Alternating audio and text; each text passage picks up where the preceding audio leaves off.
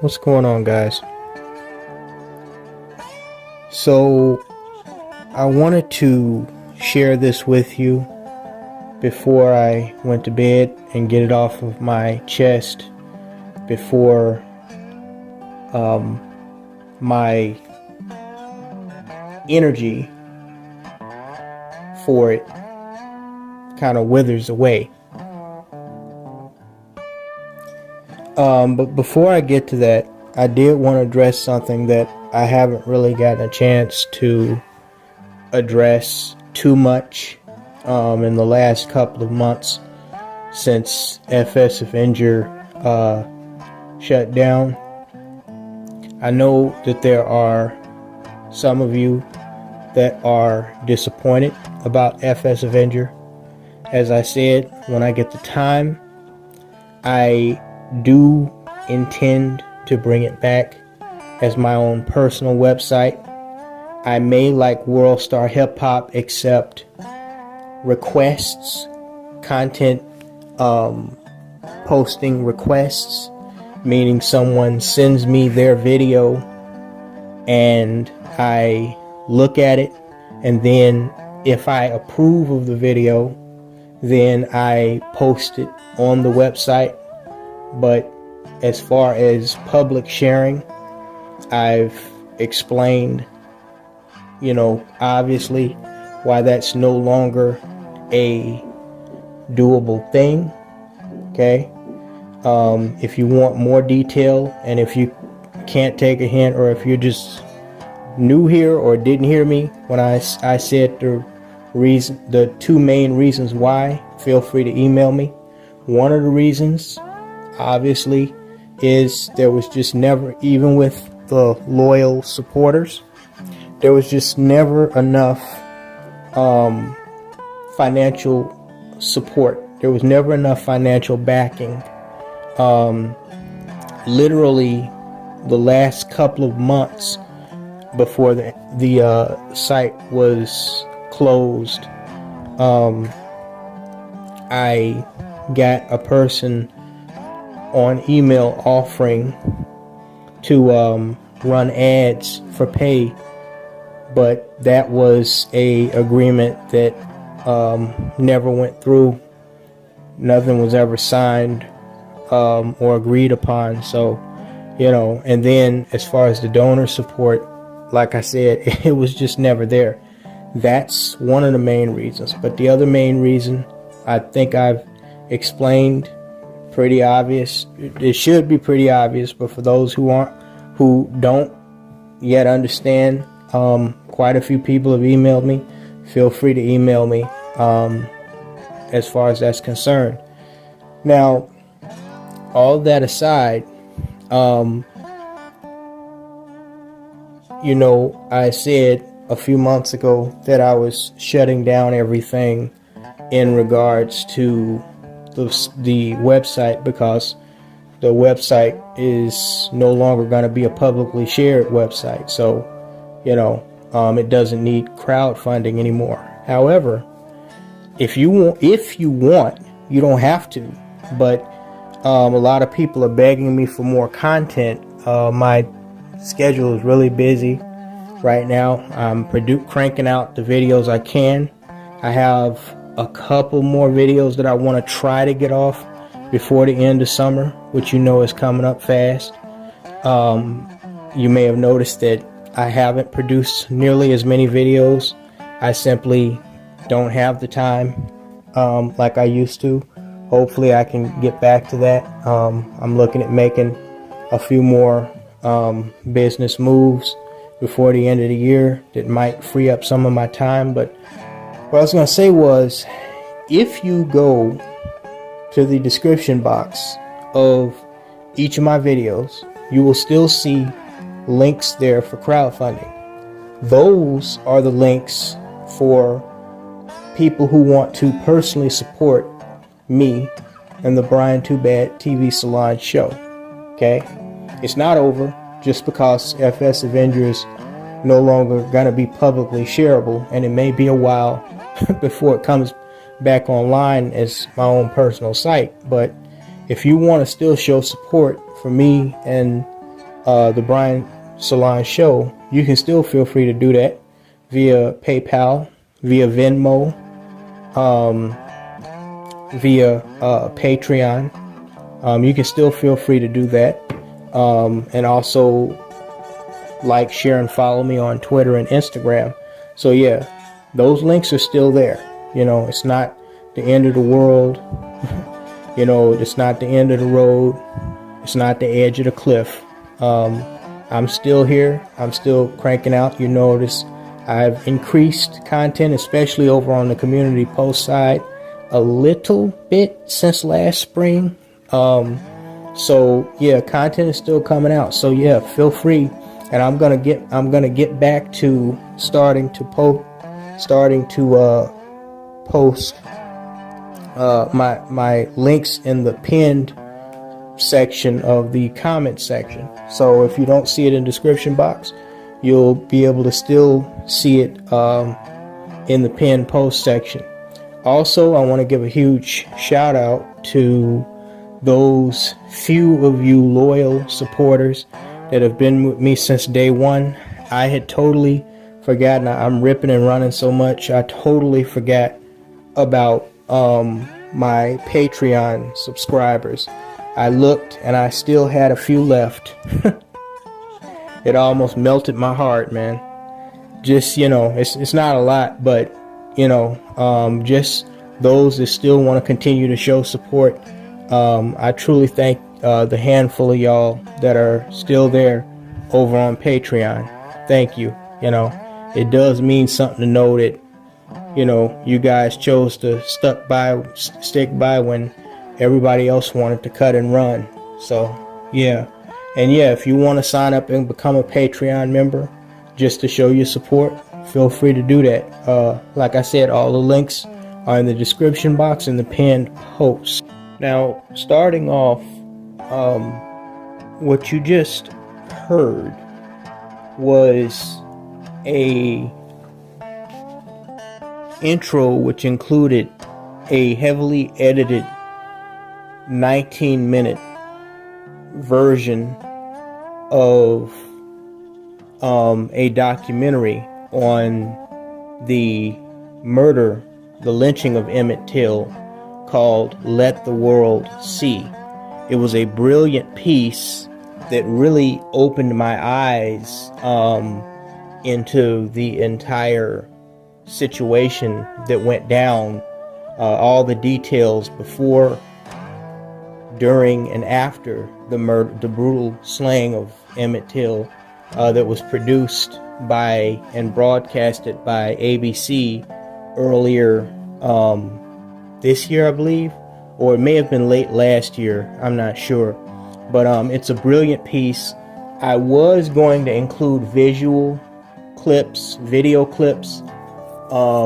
of the documentary, which is a little over an hour long, but due to ABC's fierce copyright infringement claims, I wasn't able to do that. So what I chose to do instead was just convert the video to the video clips that I edited from an hour and about 15 minutes down to about 19 minutes into MP3 audio version, and just play those over the still frames, the still picture frames that I let you guys see. However, I do think it's very important to help you form your own opinion, if you did not know the full story of the Emmett Till story, to share with you guys the full documentary. I actually downloaded it from YouTube. Strangely, it was sliced up into 12 separate clips. So I took all of those clips, put them in chronological order, and produced one straight video. Again, I couldn't play it on YouTube, so I just simply re-uploaded it to brighteon.com. The link to watch the full hour, and I believe, but don't quote me, 15-minute video is in the link in the description box below, along with all of my crowdfunding and other social media links if you're interested. So yeah, if you want to see the full documentary, it's called Let the World See by ABC News. I believe it was produced and broadcast last year, and that link is down in the description box. Now, that being said, I gotta address this situation that came up, and you've seen the title of the video. As you know, not too long ago, I put up a community post in regards to the recent ruling by a Mississippi grand jury that that the state of Mississippi was not going to indict Carolyn Bryant, who is now 87 years old, for the kidnapping and murder of Emmet Till, some 60 plus, going on 70 years ago in Money, Mississippi. As you know, Emmet Till was the Chicago area teenager that went down to Mississippi to visit distant relatives, and he wound up being kidnapped and essentially slaughtered by members of the Ku Klux Klan and racists. His body turned up in the Tallahatchie River, and they tried to hide the crime from his family by sealing his coffin and burying him in an unmarked grave. His mother and relatives were able to get him back to Chicago, and when they got him back to Chicago, she made the decision to have the coffin opened, and then she allowed journalists and press photographers from around the world into the funeral procession, memorial service, to see the mangled body of Emmet Till. It was pretty badly messed up. From what I understand, it was a combination of the abuse and torture that he endured and the bloating and decomposition of the body after being submerged for days inside of the Tallahatchie River. But we all know the story. We've heard of it somewhat.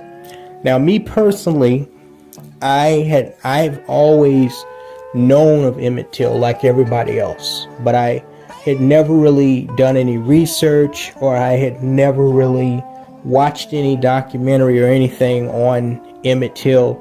All I knew basically was that he was a Chicago teenager that, went to Mississippi and came back in a pine box, basically, and his mutilated, rotten corpse was put all over newspapers. That's all I knew about Emmet Till. But recently, we're coming up on the 65, 75, 85, 95, 2005, 2015, 2025. We are coming up on the, 2015, we're coming up on the 67th anniversary of his death, of his murder. He's actually buried, I believe, in a cemetery in suburban Alsip, right around the corner from where I grew up in suburban Chicago.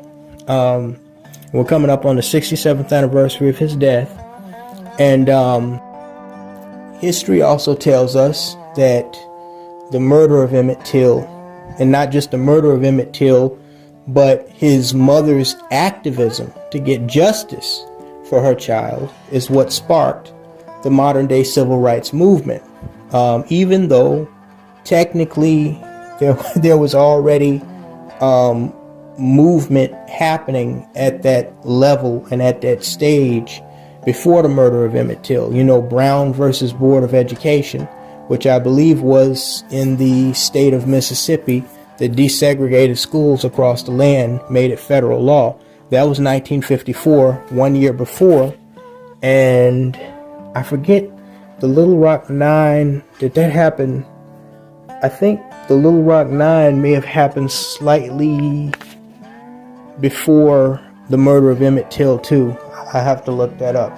But anyway, here's the point. Here's the thing that I'm getting at here. So history tells us that Emmett Till's mother's activism to get justice for her child is what sparked the modern day civil rights movement. Okay? I'm not doubting that. Okay? I am not doubting that this woman loved her child. But as you well know, and as I have discussed time again and time again, there are certain things about history that are conveniently left out. Okay? This is prevalent throughout Black history, particularly. Okay? In several different time periods, you will notice that there are huge chunks of the truth about our history that is left out because it's written by people that don't really want you to know the full truth. They want you to know a version of the truth, but not the full truth. Like I told y'all, with Nelson Mandela and what, the late, great Dr. David Carroll told you guys about, Dr. Martin Luther King. Okay? Now, there does come a time in history where telling the full truth will be politically correct sometimes in some circumstances. Okay? Like, everybody now knows that, Dr. Martin Luther King was an adulterer. He was a smoker. He had sexually transmitted diseases that he spread to Coretta Scott King. It was not politically correct, and it was not socially safe to say those things back in the day because Dr. King's legacy was seen as a tool to, manipulate and help keep the Negro in line. He was looked up to as second only to Jesus Christ himself. Well, the same thing was said about Rosa Parks and her, not giving up her seat on the bus. It's now well known that Claudette Colvin was the first person in 1955, this little pregnant black girl who got knocked up by some wealthy white dude who was a pedophile.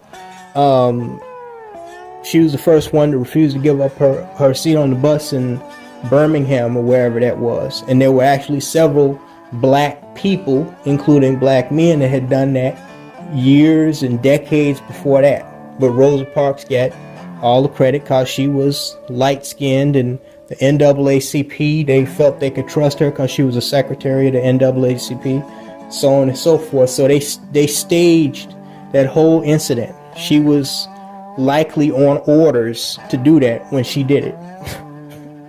Or she was coerced into doing it because they needed something to spark that part of the movement. So we know these things now. Years ago, a lot of people didn't notice. They didn't know these things, okay?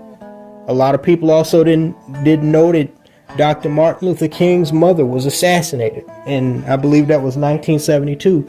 Just 4 years after he was assassinated in Memphis, she was shot dead in a church during service by some black Israelite extremist nut job.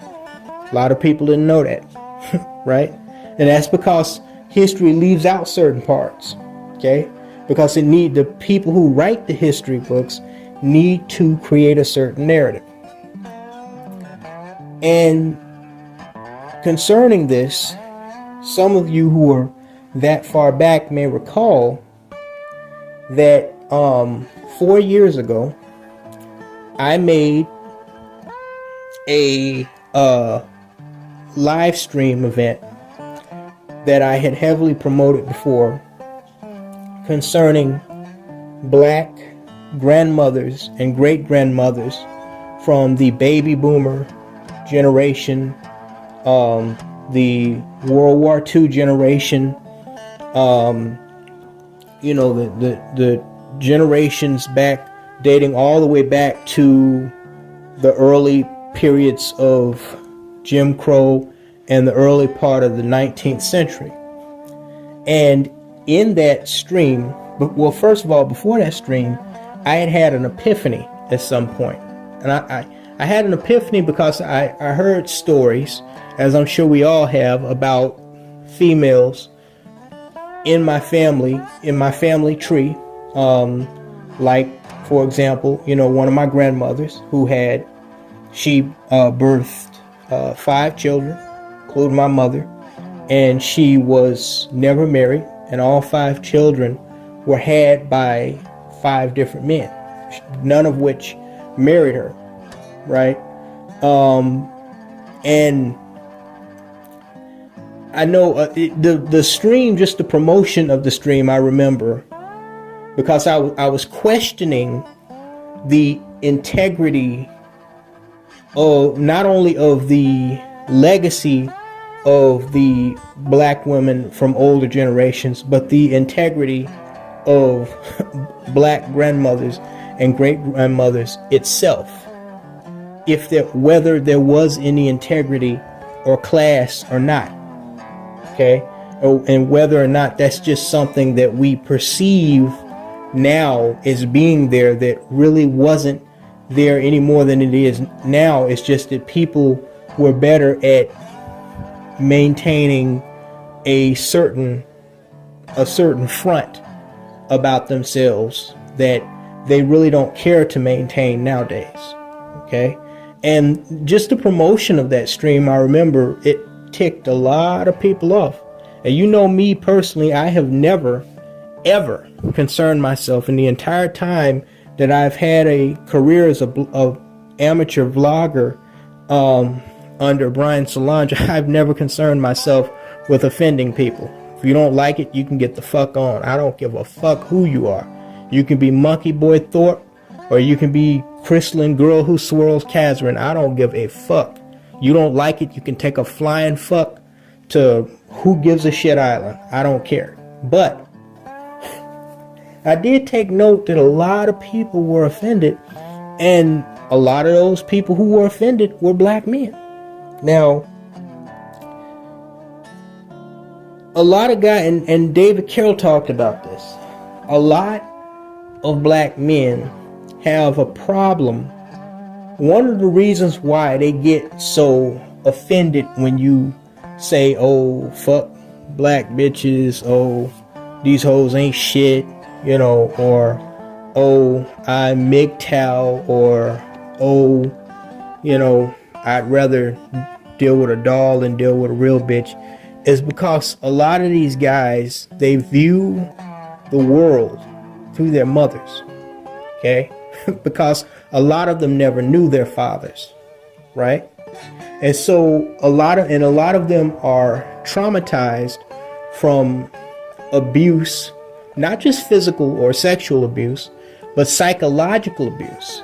Black children, including black boys, go through a tremendous level of psychological abuse to the point where they actually get Stockholm syndrome, where the robbers took hostages in the bank and held them so long that the hostages started becoming psychologically manipulated to side with the bad guys that were taking them hostage. And you have a lot of these niggas that are like that. They're so fucked up.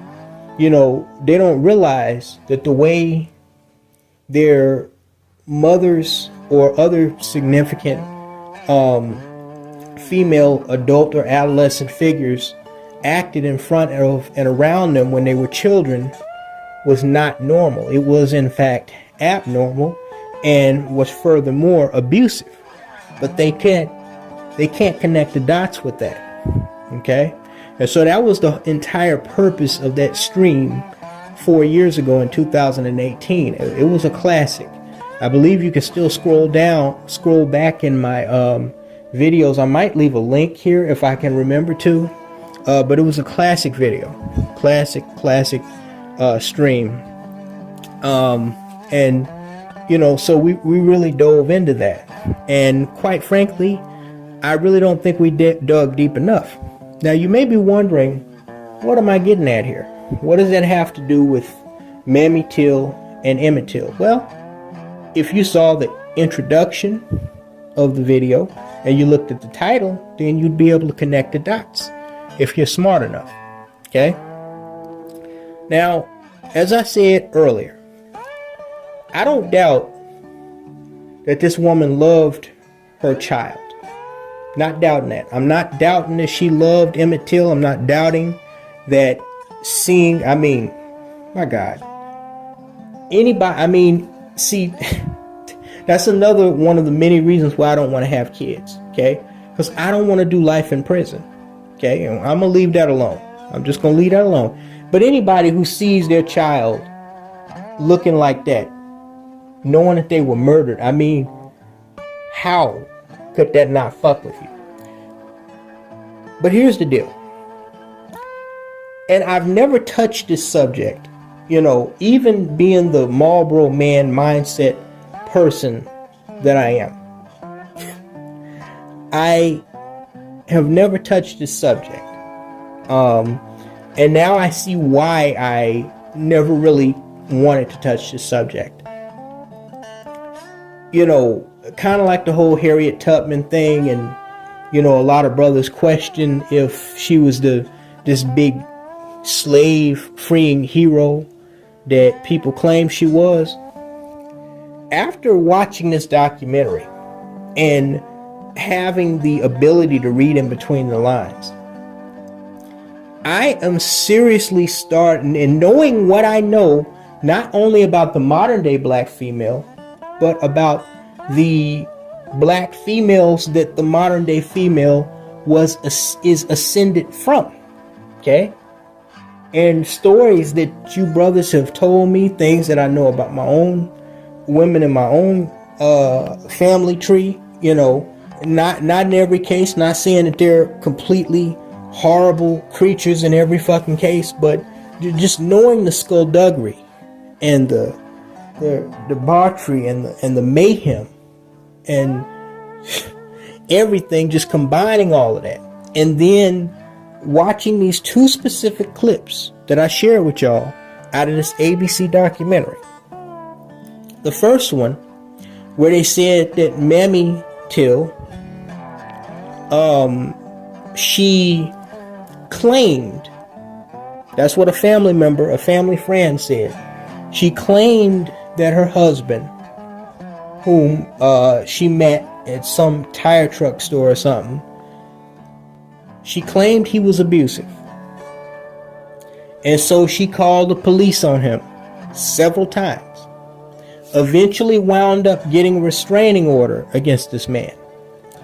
That restraining order, at some point, she claimed he violated, or he was caught violating, which means she must have called the police on him again. Okay? And he got sent to what was likely a white judge. And the white judge, back in those days, they give you an ultimatum. You can go to prison, or you can go to the army.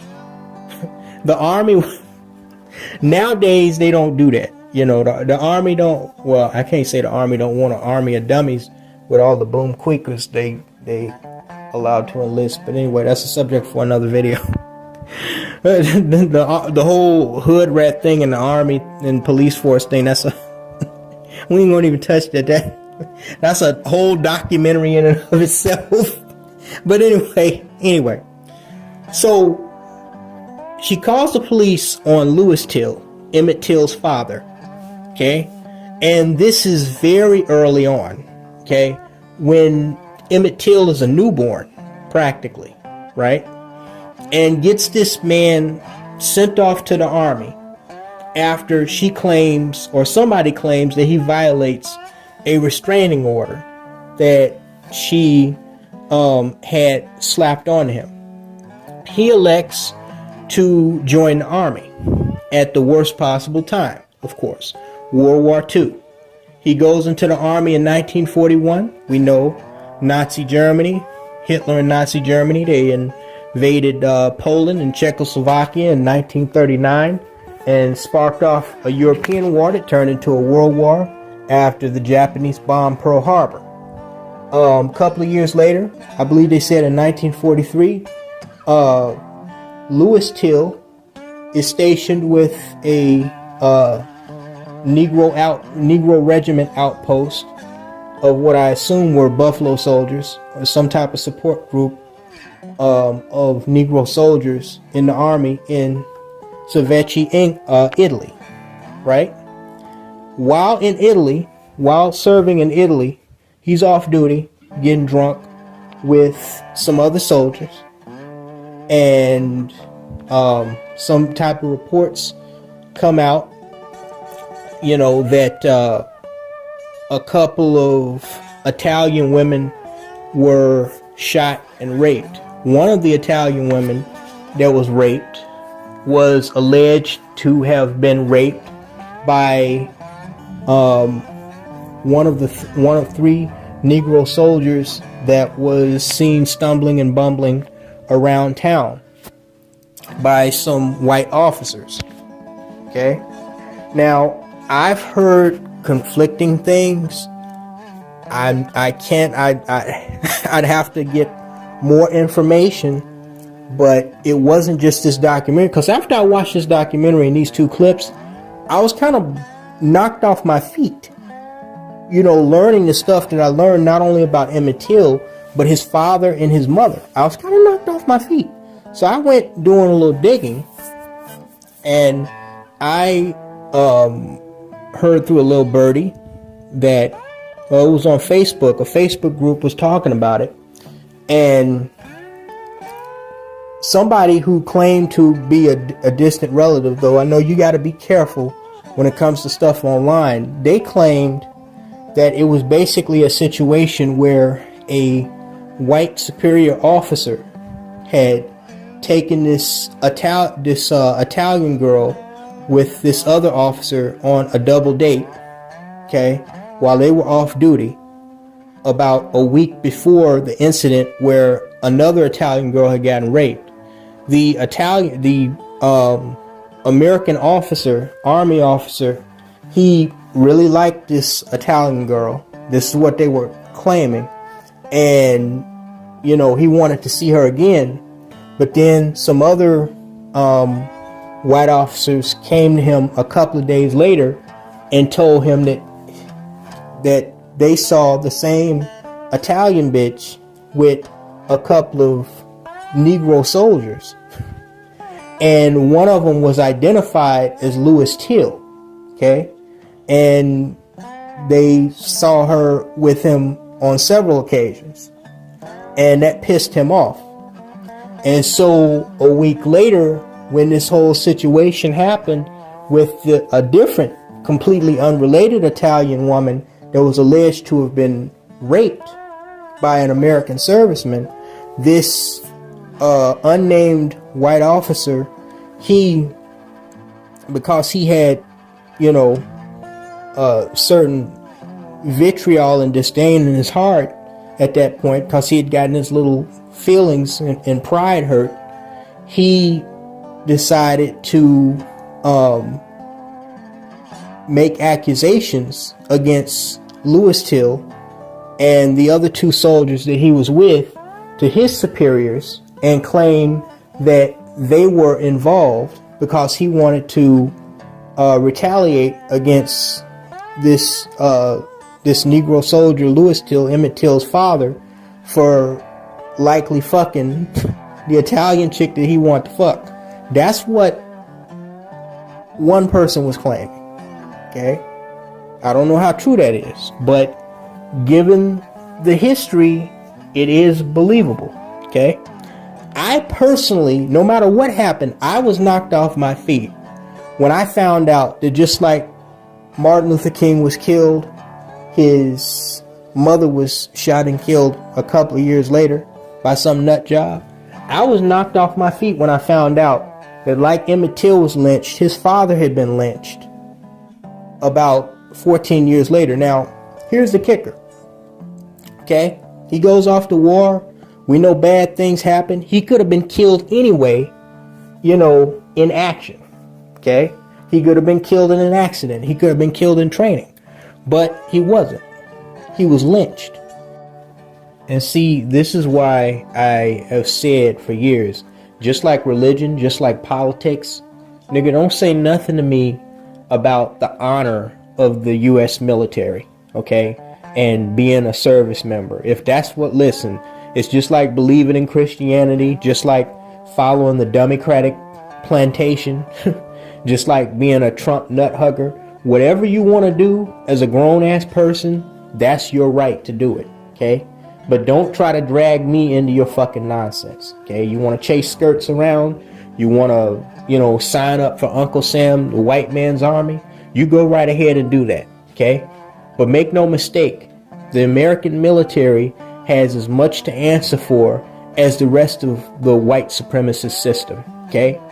I am thoroughly convinced, though I don't have any hard evidence of it, from documentaries that I've seen. I even seen this documentary done by CBC in Australia where they talked about black soldiers during World War II that were stationed in Australia and how Australian locals in villages and towns around Australia saw black men executed, court-martialed and executed for crimes that they didn't commit just because they were seen, the day before or the night before out partying and screwing white women.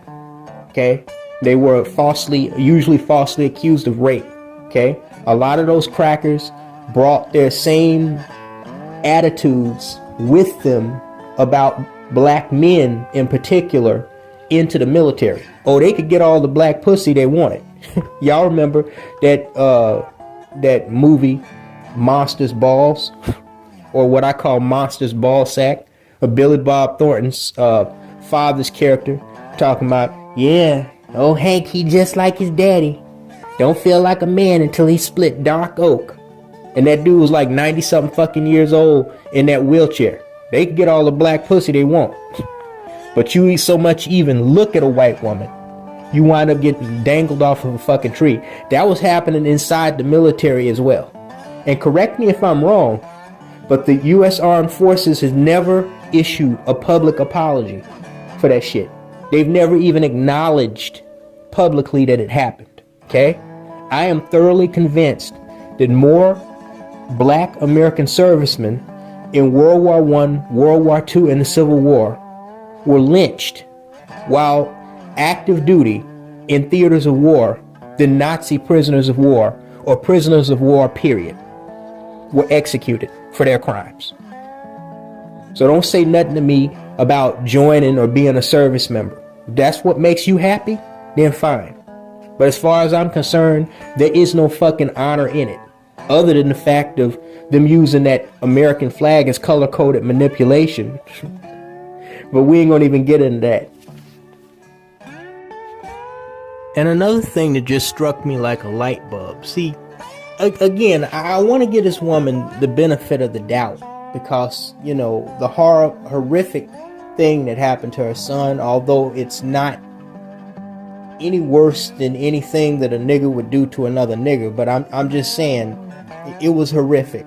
Okay, I can't imagine having a child and have something like that done to them and then no justice served for them. But they said that Louis Till, the husband that she claimed was so abusive, while he was in the service, after she had his black ass sent away to, serve in the Negro regiments in Italy during World War II, before he was killed, before he was lynched, he was still financially supporting his family.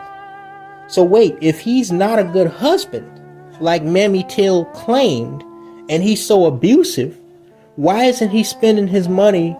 I mean, I can't say that the man wasn't getting pussy over there. I mean, he was falsely accused of rape, but he was still financially supporting her and Emmet and his siblings, right?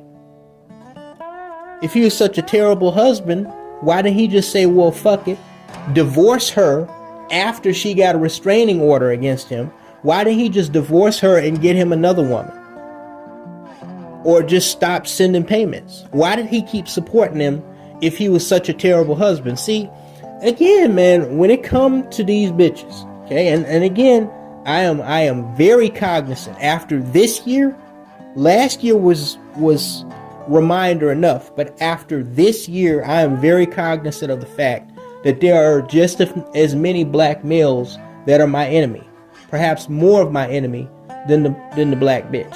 But I cannot walk away from the facts of this case and this historical, the history surrounding this historical event, without acknowledging, okay, that Mammy Till has a lot of traits that are reminiscent of the modern day ratchet black female, or now we call the thought. Okay, she's calling police on a nigga, okay, that she's likely mad at for something. She's claiming he's a bad husband and he's abusive. She called the Chicago police on him several times, files a restraining order, has his ass locked up. Then he has to face between prison or the army. He joins the army, goes over there, probably runs into some jealous ass crackers that know that he piping down the Italian chicks, the Italian senoritas, and he winds up getting lynched. What was it? And this happened 11 years before his son got lynched in Mississippi. Yet he's so abusive and he's such a terrible father, but he's still sending payments home. He's still sending his payments. I don't know how that goes in the army, and I don't know how different it is from now as opposed to how they used to do it all those years back, whether they get paid weekly or monthly. I'm assuming a soldier, especially an active duty soldier in a theater of war, I'm assuming that they get monthly payments, okay? And I don't know how that works when they die. But anyway, the point is he was sending payments home until he got lynched. So what the fuck? This is what started to raise my eyebrow at Mammy Till. Not just, okay, she's claiming he's abusive. Maybe he was, maybe he wasn't. The thing is, they said that after his death and after the war, okay, years before Emmett Till died, y'all heard it yourself. The man that knew this, he said that nobody spoke of Emmett Till's father. Nobody spoke of Emmett Till's father in the family, like he didn't even exist. Emmett Till was only 4 years old when his father was lynched while in the service in Italy during World War II. They didn't even, from what I understand, they didn't even bring the body home. They just buried it in an unmarked grave. He's just somewhere in an unmarked grave in Italy some damn where. Not even recognized because he was accused of rape. Nobody, not Mammy Till, none of her relatives, nobody spoke of this man. Like he didn't exist. Now, I think anybody should have a problem with that. Okay? If you want to tell me that this was such a good loving mother, okay? I'm not saying that he wasn't abusive, but okay? We know that black women nowadays in our time period have a history of calling the police on Negroes simply because the nigger did something to piss her off, not because he's being abusive. We know this, okay? It recently came to my attention within the last few years, mainly from what a lot of you brothers told me, that a lot of people from our grandmothers and great grandmothers era, not all of them, there were a lot more good black women back then than there are now. I will say that. But there were bitches back there doing that shit back then as they are now. Just like there were bitches back then bed wenching with these white dudes, that's where the term honky came from, as there are now. Okay? A lot of stuff that we think is new has been going on for decades, centuries. Okay? The fact that Mammy never, and the name, no pun intended, we know, but that's really her name, Mammy. It's spelled the term that's supposed to be derogatory, M-A-M-M-Y, is different from Mammy Till's, the way Mammy Till's name is spelled, M-A-M-M-I-E. But anyway, that her name aside, okay? If your child's father dies not only while serving, okay, but he was murdered, okay, and this is the father of your child, y'all are still married. They didn't say that they got a divorce. They just said that he went away to the service because he violated a restraining order because she kept calling the police on him. Wouldn't you want your son to know that he had a father? Okay? Wouldn't you want him to know what his father looked like? They said in that documentary, nobody spoke about Louis Till.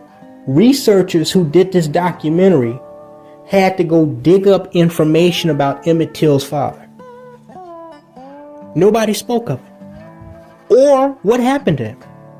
Why are we just now finding out in the year 2022 that Emmett Till's father was lynched by the U.S. military more than a decade before he was lynched?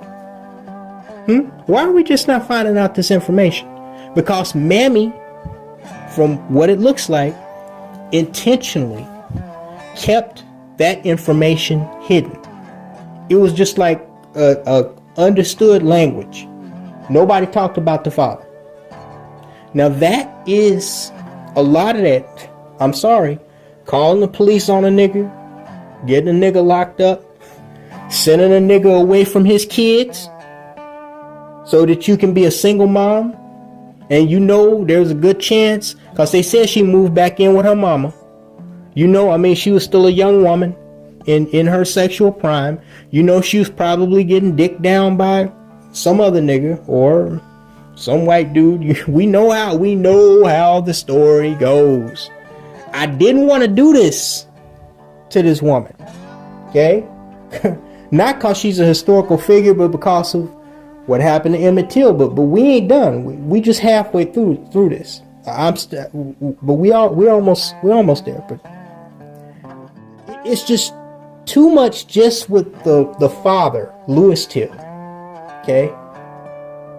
Not mentioning him, or not mentioning him to Emmett or anybody else, like he didn't exist, and just choosing to raise Emmett and his siblings on her own without mentioning anything about the father. Or that just don't sit right with me. I'm sorry, that does not fucking sit right with me, especially since he was sent there to get murdered by the U.S. military indirectly through her actions of calling the police on him, claiming that he was abusive. Now, if he was abusive, okay.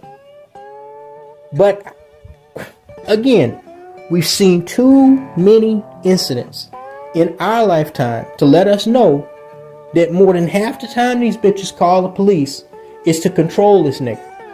It's to discipline him. Not because he's done something wrong. Okay? So that's the first part that made me really raise my eyebrow about Mammy Till. And once my eyebrow starts to get raised about somebody or a situation, that's when all the alert bulbs start going off. I say, now wait a minute. We know this woman indirectly, not saying she intentionally got his Emmett Till's father, Louis Till, killed. Not saying that. Not saying that she didn't feel some type of grief when she found out that he died. But the fact that she never, her nor any of the other family members, ever brought this man up like he never existed. Okay? It's just indicative of something more sinister is at play here. Now, then I said, well, hold on a fucking minute. Whoa. Now that I know a little something about Emmett Till's story, now I gotta look at the story of Emmett fucking Till. Hold on. Wait a minute. Okay. Wait a minute. Now, if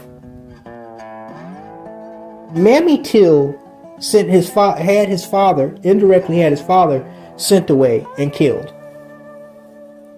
and never brought his father up after he died,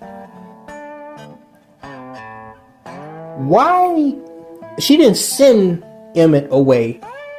She allowed Emmet to go into a danger zone.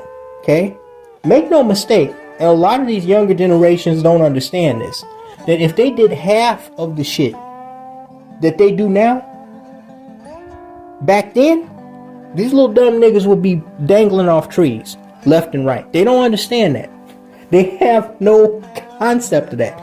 But Mississippi, the South, just the United States in general, was a much different place in 1955 than it is now. Okay?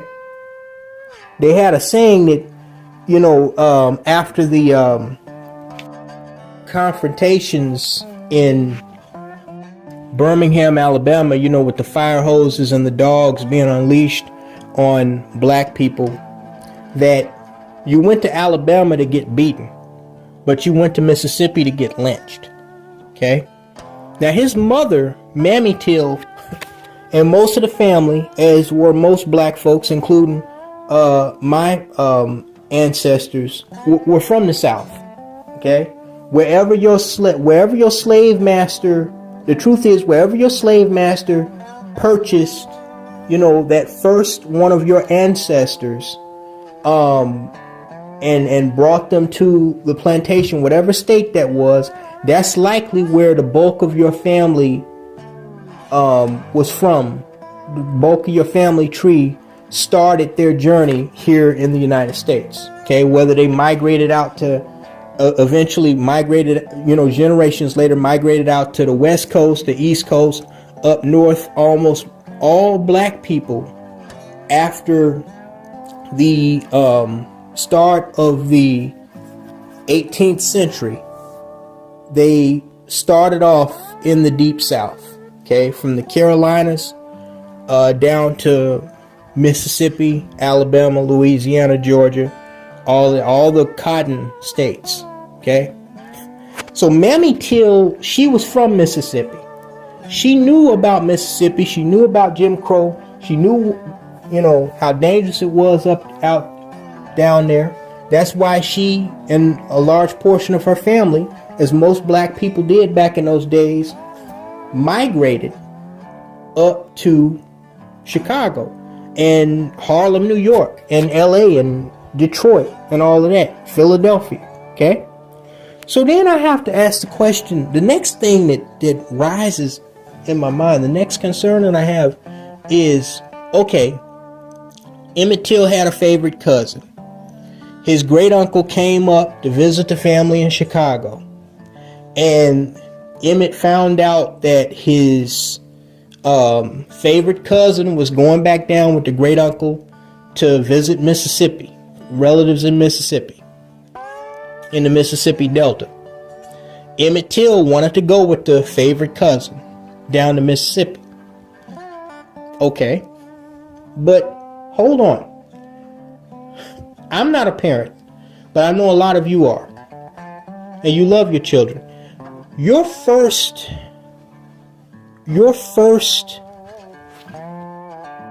obligation as a parent, okay, whether you're a single parent or you're a full family, two-parent family home system parent, your first obligation is to the security and protection of your children.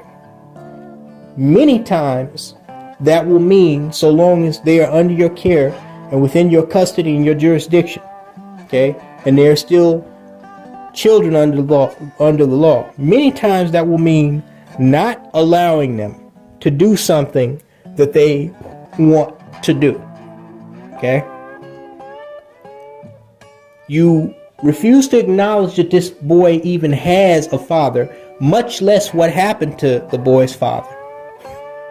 Then you allow your precious son to go down to nigger lynching Mississippi in the mid-1950s, not only in the middle of Jim Crow.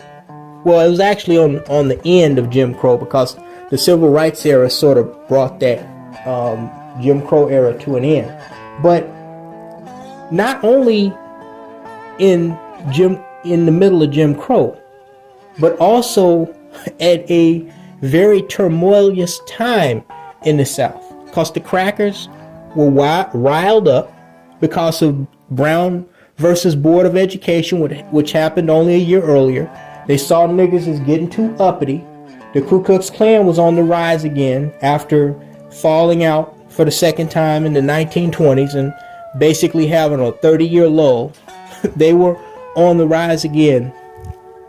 You let your 14-year-old son go with distant relatives down to Mississippi, and it was such a concern for her, according to friends and family. Now, it was such a concern that she, according to them, I have my doubts about this, but they claim that she set Emmett Till down and she talked with him about the dangers of Mississippi. That don't sit right with me. Let me paint a picture for y'all let me paint y'all an equivalent picture of why this ain't making sense to me. Okay? Set aside the thing about Louis Till, Emmett Till's father, and everything that she did to get that nigga killed. Let's just set that aside for a second. Okay? Imagine all of y'all, well, I won't say all of y'all, most of you have come from an environment that is near a major urban area. Okay? We now know that for most of us, the biggest threat is no longer the Ku Klux Klan cracker, but the degenerate nigger. How black people got to this point where they start lynching each other more than white folks lynched us. We've been over that a million times. Not gonna go over it again. But I'm from Chicago. Okay?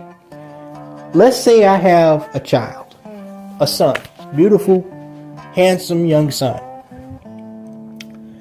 And we're in the suburbs. I don't know, Richton Park.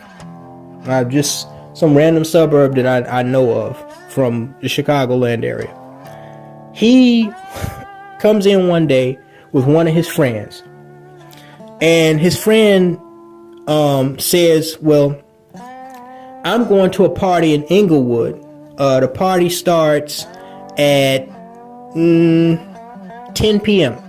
and it's going to be all night till about 2 o'clock in the morning. There's going to be girls there, there's going to be some local rap artists and everything. It's going to be fun, right?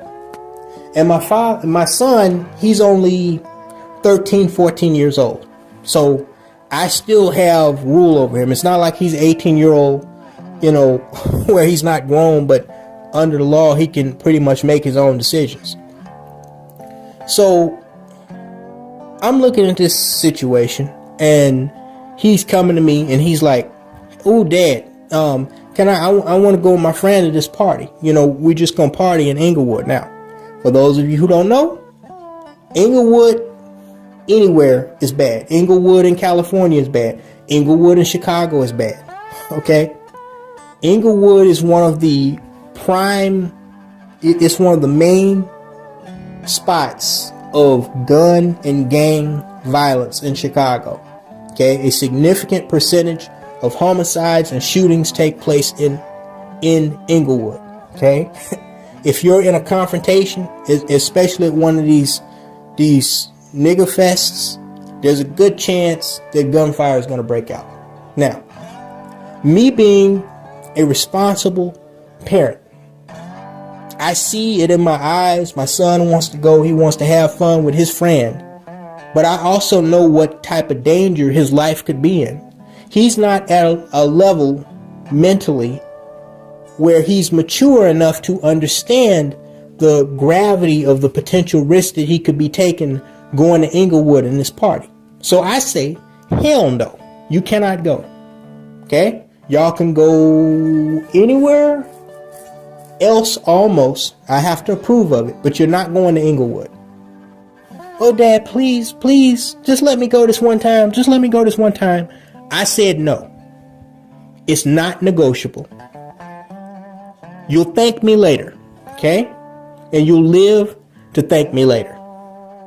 I love you, but you cannot go to this party. Now, my son, he may be upset with me. He may cuss at me behind his, underneath his breath. But I will feel at ease knowing, because there are no guarantees in life.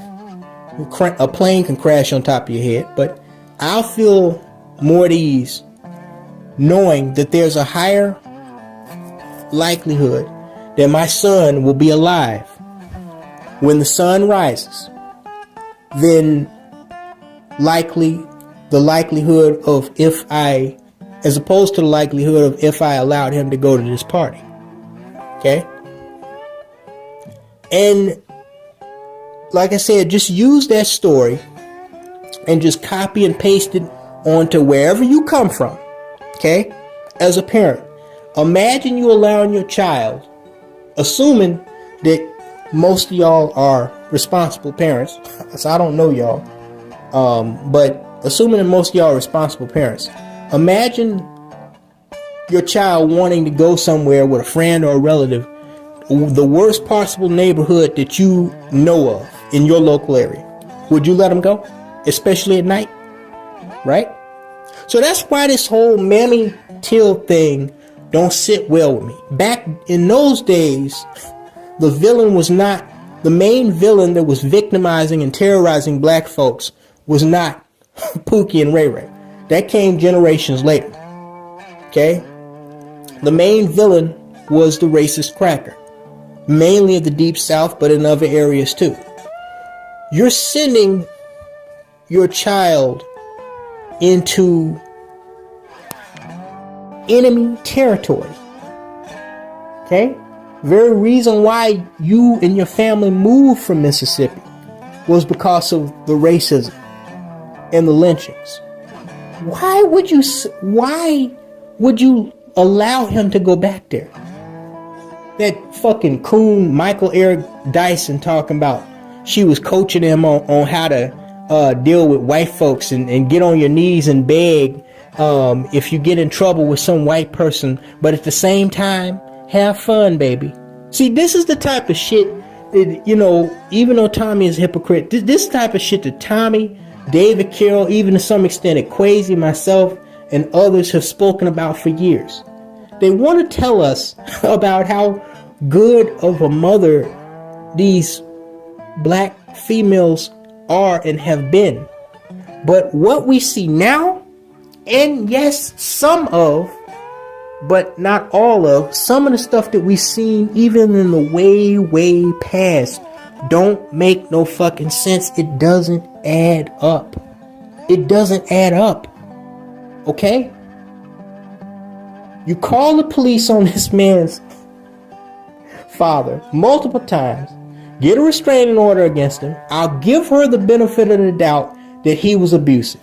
I'll give her the benefit of the doubt, even knowing how black females are nowadays with that call the police thing on a nigga. I'll give her the benefit of the doubt. But then he gets sent away, lynched by the very people that you sent him to be with indirectly, the U.S. military. Okay? Likely over some jealous little dick ass white dude. And then you don't even acknowledge to Emmett Till what happened to his father, much less that he had a father. You go on to choose to raise this boy as a single mother. And then comes up that he wants to go to Mississippi. You know how dangerous Mississippi is. You know what kind of danger his life could be in as a young black male, and you let him go to Mississippi? That don't make no fucking sense. That don't make no fucking sense. It doesn't.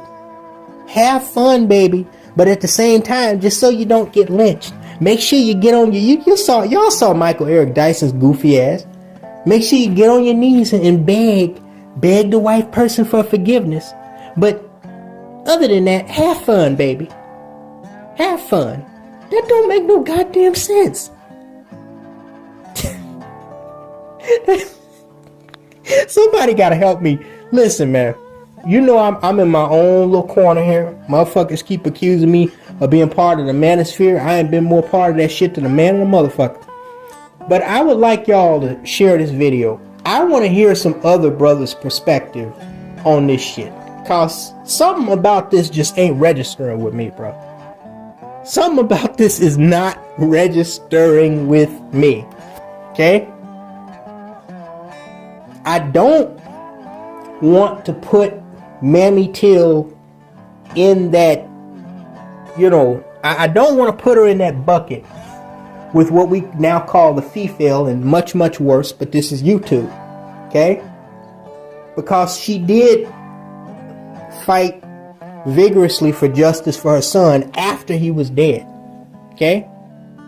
But what I'm seeing right now either shows a lack of caring, parental incompetence, like she was just ignorant of how to take care of and protect her child, or there was some dick involved that she was more interested in than Emmet. I'm just gonna come out and say it. Okay? It's summertime. It's summertime 1955. The girls are hitting the beach in Chicago, in their little swimwear. They going to the parties, they going to the clubs. His mama probably wasn't no different. I'm just saying, we know how these things go. Ain't nothing. Human nature has been the same forever. Okay? Emmett, go ahead, go have fun.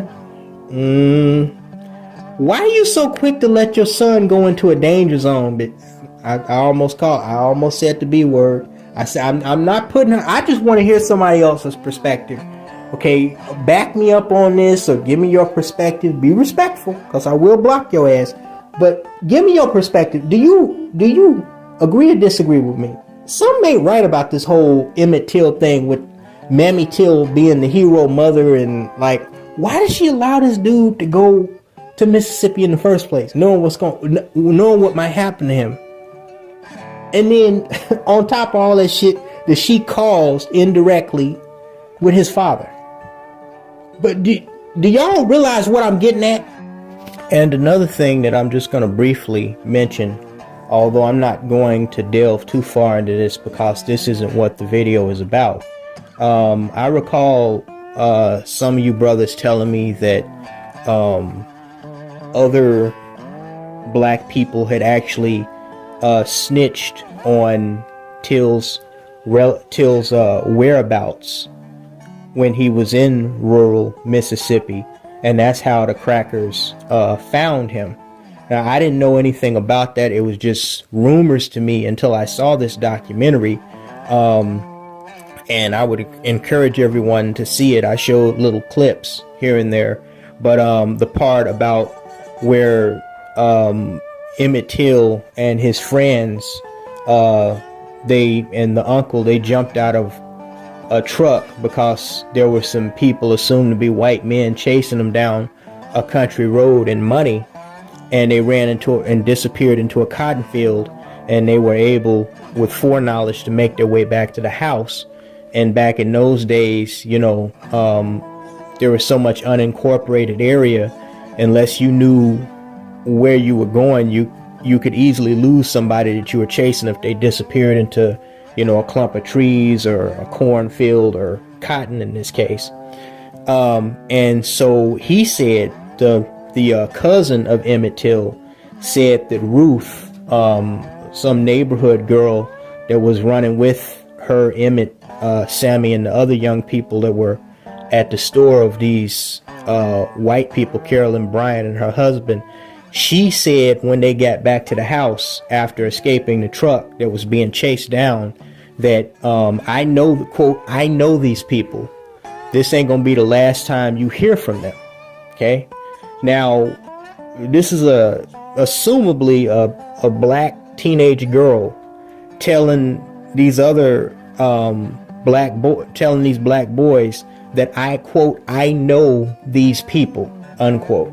Okay, which could mean several things. Okay, but one of the things it probably meant was that she was in some kind of communication with them, or she had some type of close contact, like the hood rat in the Arab's liquor store with them, where she may have done work for them, or, you know, maybe even something sexual.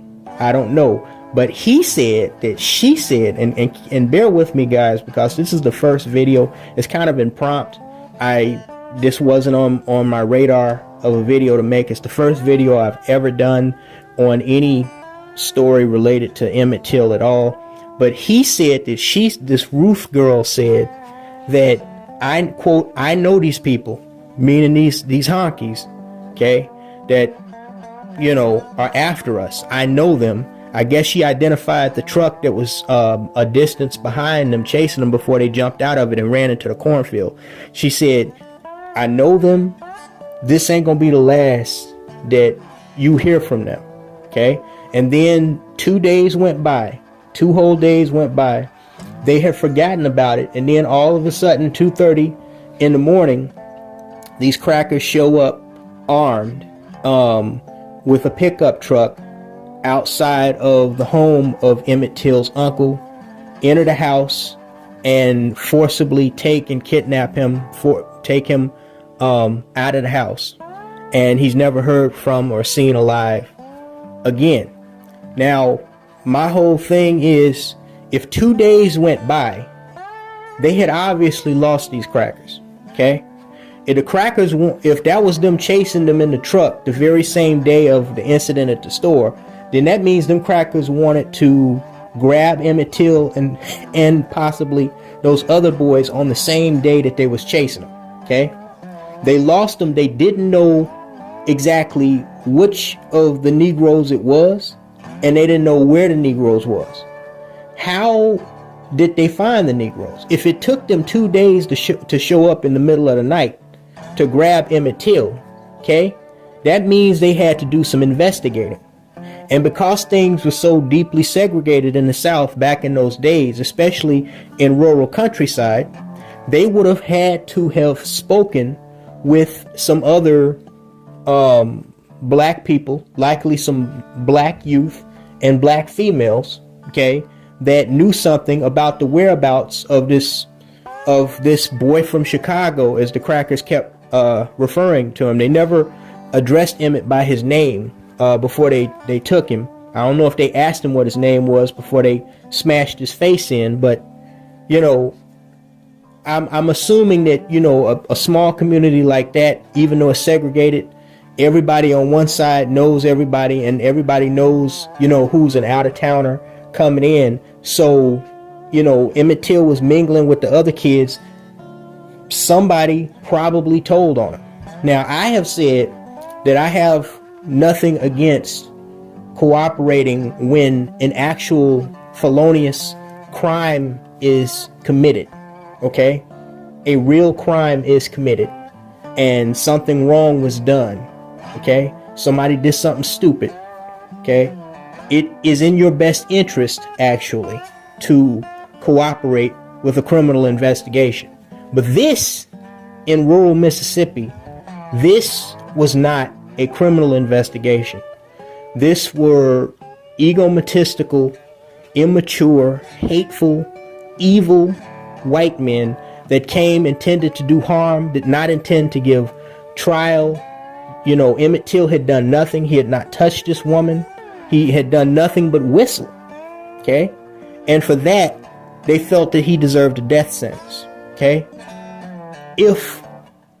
I have to assume now, only knowing limited information from what I heard, that this Ruth girl may have been involved in how these crackers found information that led them to the house that Emmett Till was staying in the Mississippi Delta.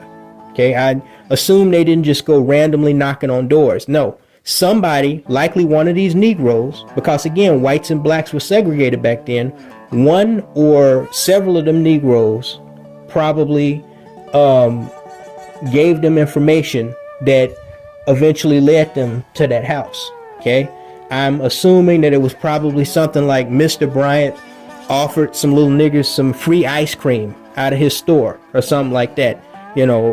Nobody knows how they obtained that information. That was never brung up at the trial. It was never brung up during the federal investigation.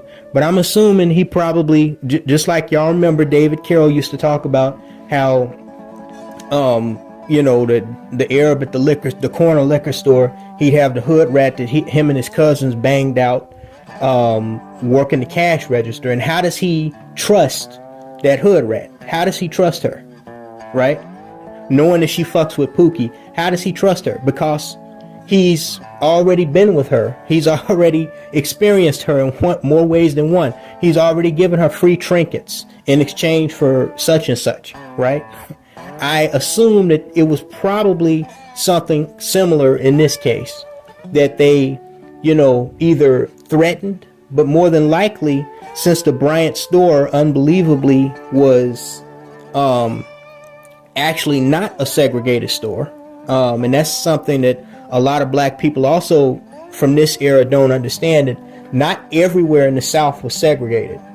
There were whites only establishments, and then there were whites first establishments.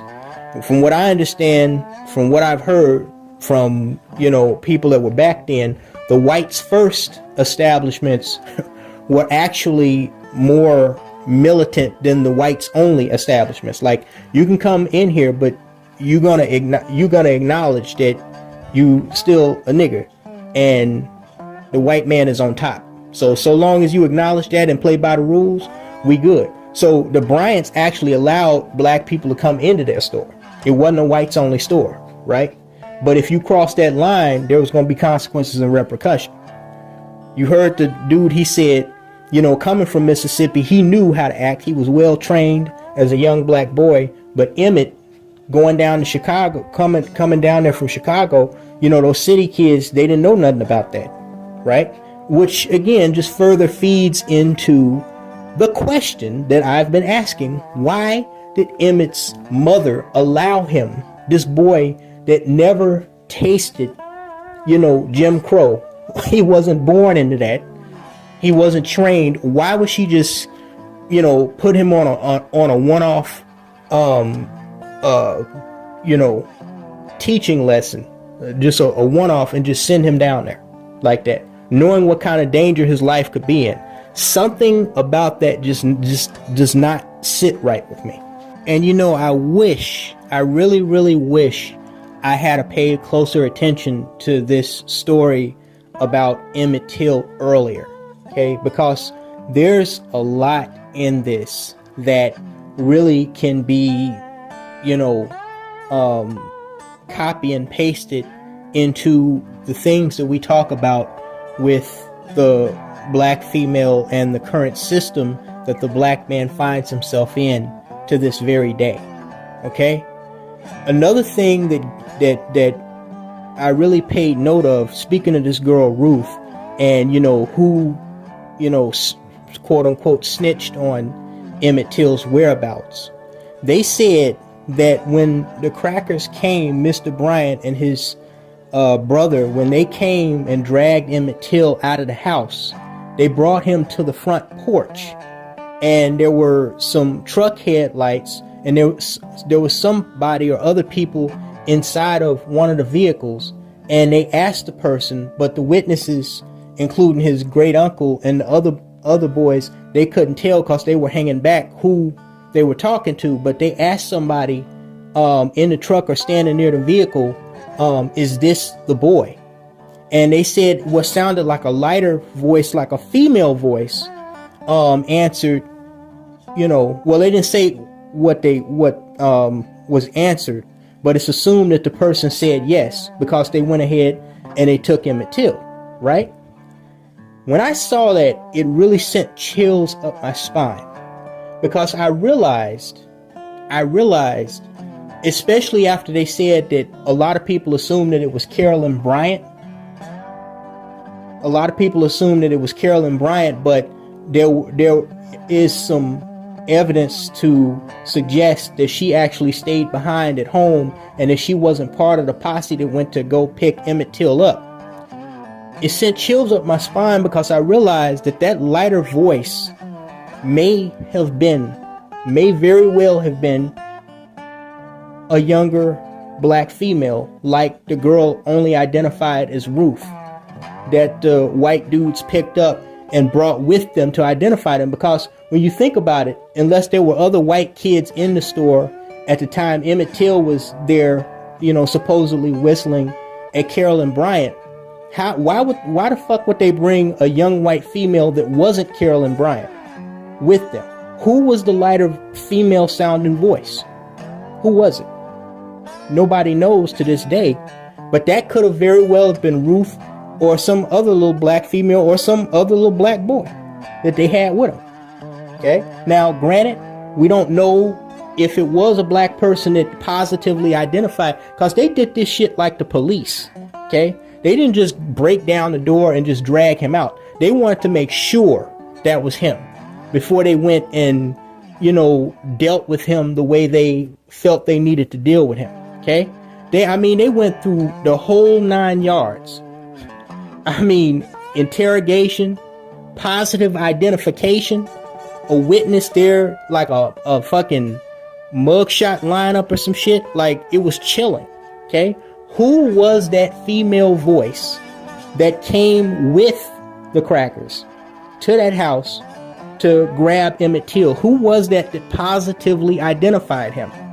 Now, I'm going to tell you this, okay? And I didn't really mean to get all off into this. This wasn't really supposed to be a whole docu-commentary about Emmett Till, but the more I think about this, it just gives me chills. I honestly think that enough people, I'm not going to say everybody, enough people know who that was that identified Emmett Till. And the only reason why the person who identified Emmett Till is not discussed in the history books, because they said it might have been Carolyn Bryant, but likely not, is because a lot of people know that was probably a black person and a young black female who positively identified him from what the witnesses are saying about who the voice that they heard, answering back when, the Bryants asked, is this the boy? Okay. And these bitches on YouTube always talking about a great betrayal. You think about how high profile that case is. Emmett Till's name is just one of those names that just lives on for decades, possibly centuries, well after we're dead and gone. To think that not only was he murdered by white supremacists, but that he was betrayed, possibly betrayed, by his own mother, who made the poor decision to let him go down there, knowing that his life would be in jeopardy, and on top of that, possibly even further betrayed by another black female, possibly a black female friend, his age, or maybe older or younger, that may have positively identified him, which wound up signing his fate. That is chilling. I refuse to believe that nobody knows who else was in that truck with them crackers. And I don't want to believe that it was a black female in that truck. I don't want to believe that. I don't. Okay. I do want to believe that it was Carolyn Bryant. Okay. But they said when they were at the store, there was Sammy, the other little boy that was Emmett Till's cousin. I forget his name. Emmett Till and the girl Ruth. Okay. And the uncle. The uncle was in the house when they forced their way inside. Okay. So who was the lighter voice? There were only two female witnesses, Carolyn Bryant and Ruth. Where was Ruth at? She wasn't in the house, was she? No, they never said she was in the house. They said that she said 2 days before they came back to the house, she said, I know those people, and that ain't gonna be the last you hear from them. Then 2 days later, they come with a flashlight and guns, drag Emmett Till's ass out the house, and they ask somebody while standing on the front porch in the dead of night, pitch black. If you ever been to Mississippi, you know they don't believe in lampposts. Unless you go to Jackson or one of the bigger cities like Biloxi, they don't believe in lampposts. Your ass gonna be in the pitch black. But anyway, that's a subject for another video. Asked somebody, and they heard somebody answer back in a female or lighter tone voice. I think everybody, including Emmett Till's relatives, his uncle, his cousins, the crackers that were there, I think everybody knows who the person was in that truck. I do. I could be wrong, but I think they know. They just won't tell, because just like with the myth about Rosa Parks, okay,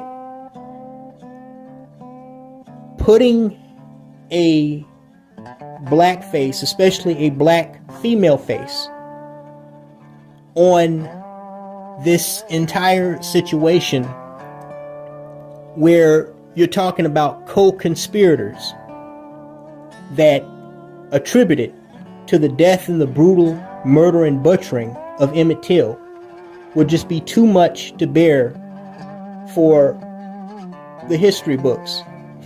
It would just be too much to bear. But I think more research needs to be done in who positively identified Emmett fucking Till. I remember some of you brothers you had mentioned, I was only half paying attention, but you had mentioned to me something about Emmett Till had been snitched out by some other little niggas. Again, this is my first time really taking a good solid look at this case. And I will say there's a lot of things about it, including the actions of his mother before his death, and before his father's death, that are chilling. I mean, by the time these motherfuckers rolled up on the set, they had better information than the motherfucking feds. Okay?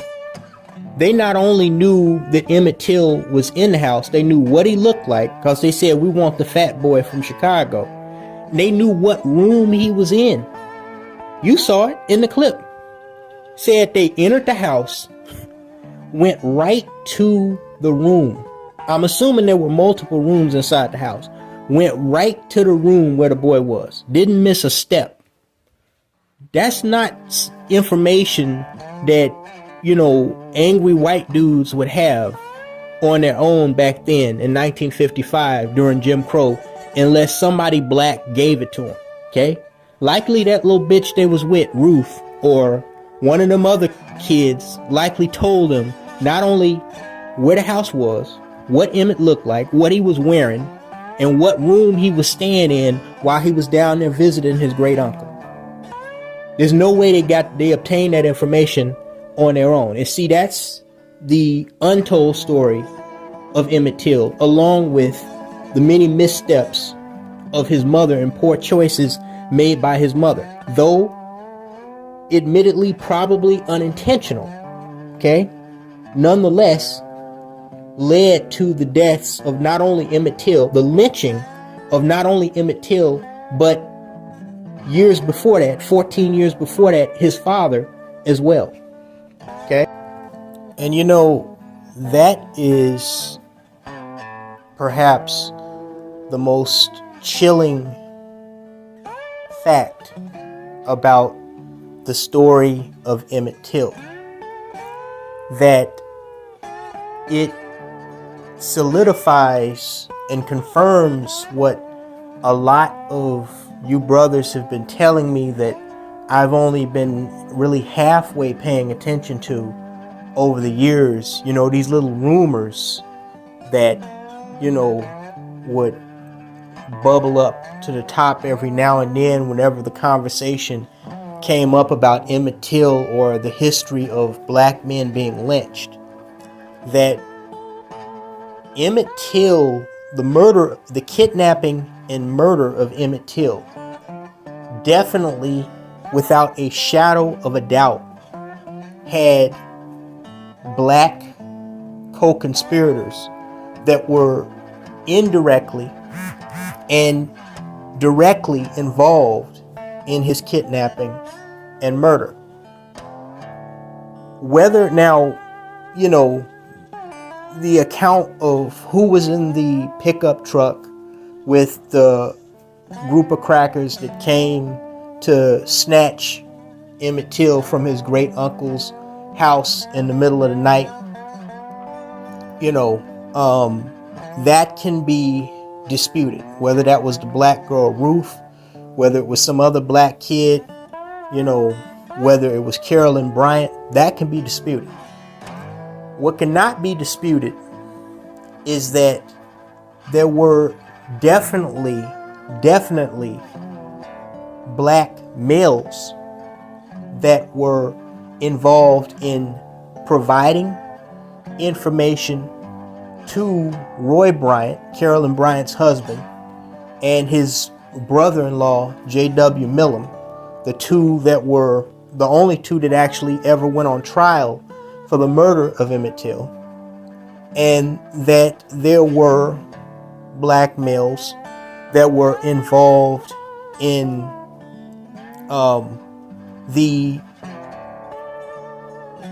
murder of Emmett Till, even if they just served as lookouts outside of the shed where it is believed that the majority of the torture and the eventual slaying of Emmett Till took place. Okay? If you don't believe me, if you go to read the depiction that is given in Wikipedia, the version of Emmett Till's kidnapping and murder that's provided in Wikipedia, you can clearly see that they list several witness accounts, okay? Confirmed, verifiable witness accounts. A lot of this stuff was investigated and confirmed by the FBI in their 2006 investigation of the murder of Emmet Till. Okay, there were several witness accounts that saw not only white men but black men, okay, with Emmet Till on the way to what is believed to have been the torture and murder location. Okay, a black man was confirmed to be seen outside of the barn where Emmet Till was being allegedly violently assaulted. Okay? And get this, initially, when after the wolf whistling, the alleged wolf whistling incident, where Carolyn Bryant claimed that she was accosted by Mr. Till outside of the family store.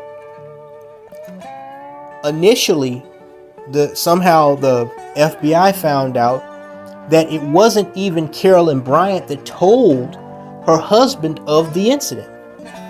Roy Bryant, at the time that entire incident went down on the 24th with Emmett Till and his friends at the Bryant store, he was away on a business trip, transporting shrimp or something to Texas. Okay, he was a contractor. He did somewhat similar to what I did. He did free contractor work. He had like transporting service. The store was just one of his businesses. He got back home on the 27th. Okay, literally a day before they tracked down Emmett. Him and his brother-in-law tracked down Emmett Till. His wife didn't tell him what happened at the store. This is coming from accounts of the federal investigation, witness accounts, all of that. This isn't some shit that I'm making up. Okay?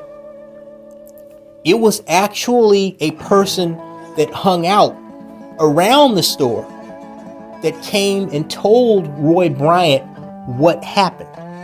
Okay? According to defense attorneys for the Bryants that spoke later with historians and investigators, Mrs. Bryant, Carolyn Bryant, who was 21 years old at the time, but she looked like she was 31 years old, she claimed that she didn't tell her husband initially when he came back from the business trip from Texas because she was scared that he was going to beat Emmet up, right? But in the court trial, she was probably coerced by the defense attorneys and her husband and all the other white people to lie and say that Emmett Till sexually assaulted her and he didn't just whistle her. But she, according to them, she admitted that she never told, she wasn't going to tell him what happened. Okay? It was somebody else that told him. He got infuriated. Okay? And he confronted his wife. He got mad that she didn't tell him. And that's how the whole thing kicked off. Now it says in the, if you read the Wikipedia account, the Wikipedia version of events, and that's coming from credible sources. Okay, the Bryant store, not only was it a store that was not segregated, okay, it was a store that mainly serviced sharecroppers in that area of LaFleur County, Mississippi. Okay. Now, while there were, yes, white sharecroppers, the overriding majority of sharecroppers in the Deep South after the end of slavery and the American Civil War, up to about the early 1960s, were black people. Okay. If you look through your history tree, whether your people came from Georgia, Mississippi, the Carolinas, Louisiana, you notice, over Florida, overriding majority of our ancestors were either sharecroppers or slaves, just depending on the generation. So that means that an overriding majority of people that were going in and out of that store, that were in and out of that community, were black. So it is very likely that witness accounts of who actually told Roy Bryant what happened at the store, whether or not, Emmett Till was whistling at this white woman or was talking to her or not, was another little nigga. Okay? It also says, I'm going to read it for you myself, so you'll know that I'm not making this shit up. It also said that Roy Bryant, he recruited a black kid with the same first initials as his brother-in-law, JW, to go looking for the boy that talked to or whistled at or did whatever to his wife while he was away on business. Okay, they actually originally it wasn't two white men going to get Emmett Till. Initially, in the early hours of their little cracker investigation, it was only Roy Bryant and this other grown black kid that went looking for Emmett Till in his pickup truck. Okay, Roy Bryant and this kid. I'm gonna read the excerpt for you so y'all know that I'm not just, this ain't just coming out of my ass. It was Roy Bryant and this black dude that picked up this other black kid along the road not far from Money, Mississippi, okay, that fit the description of Emmett Till. They kidnapped him, brought him back to the store, and showed him to Carolyn Bryant's sister-in-law to see if they could identify him. She said that wasn't the boy, because the sister-in-law was the only other person in the store with Carolyn Bryant at the time the alleged incident actually happened with Emmett Till. Okay? So they were getting ready to do something to this kid right then and there. They were picking up little niggas, like looking to lynch somebody right then and there, but it was another black kid with Roy Bryant initially.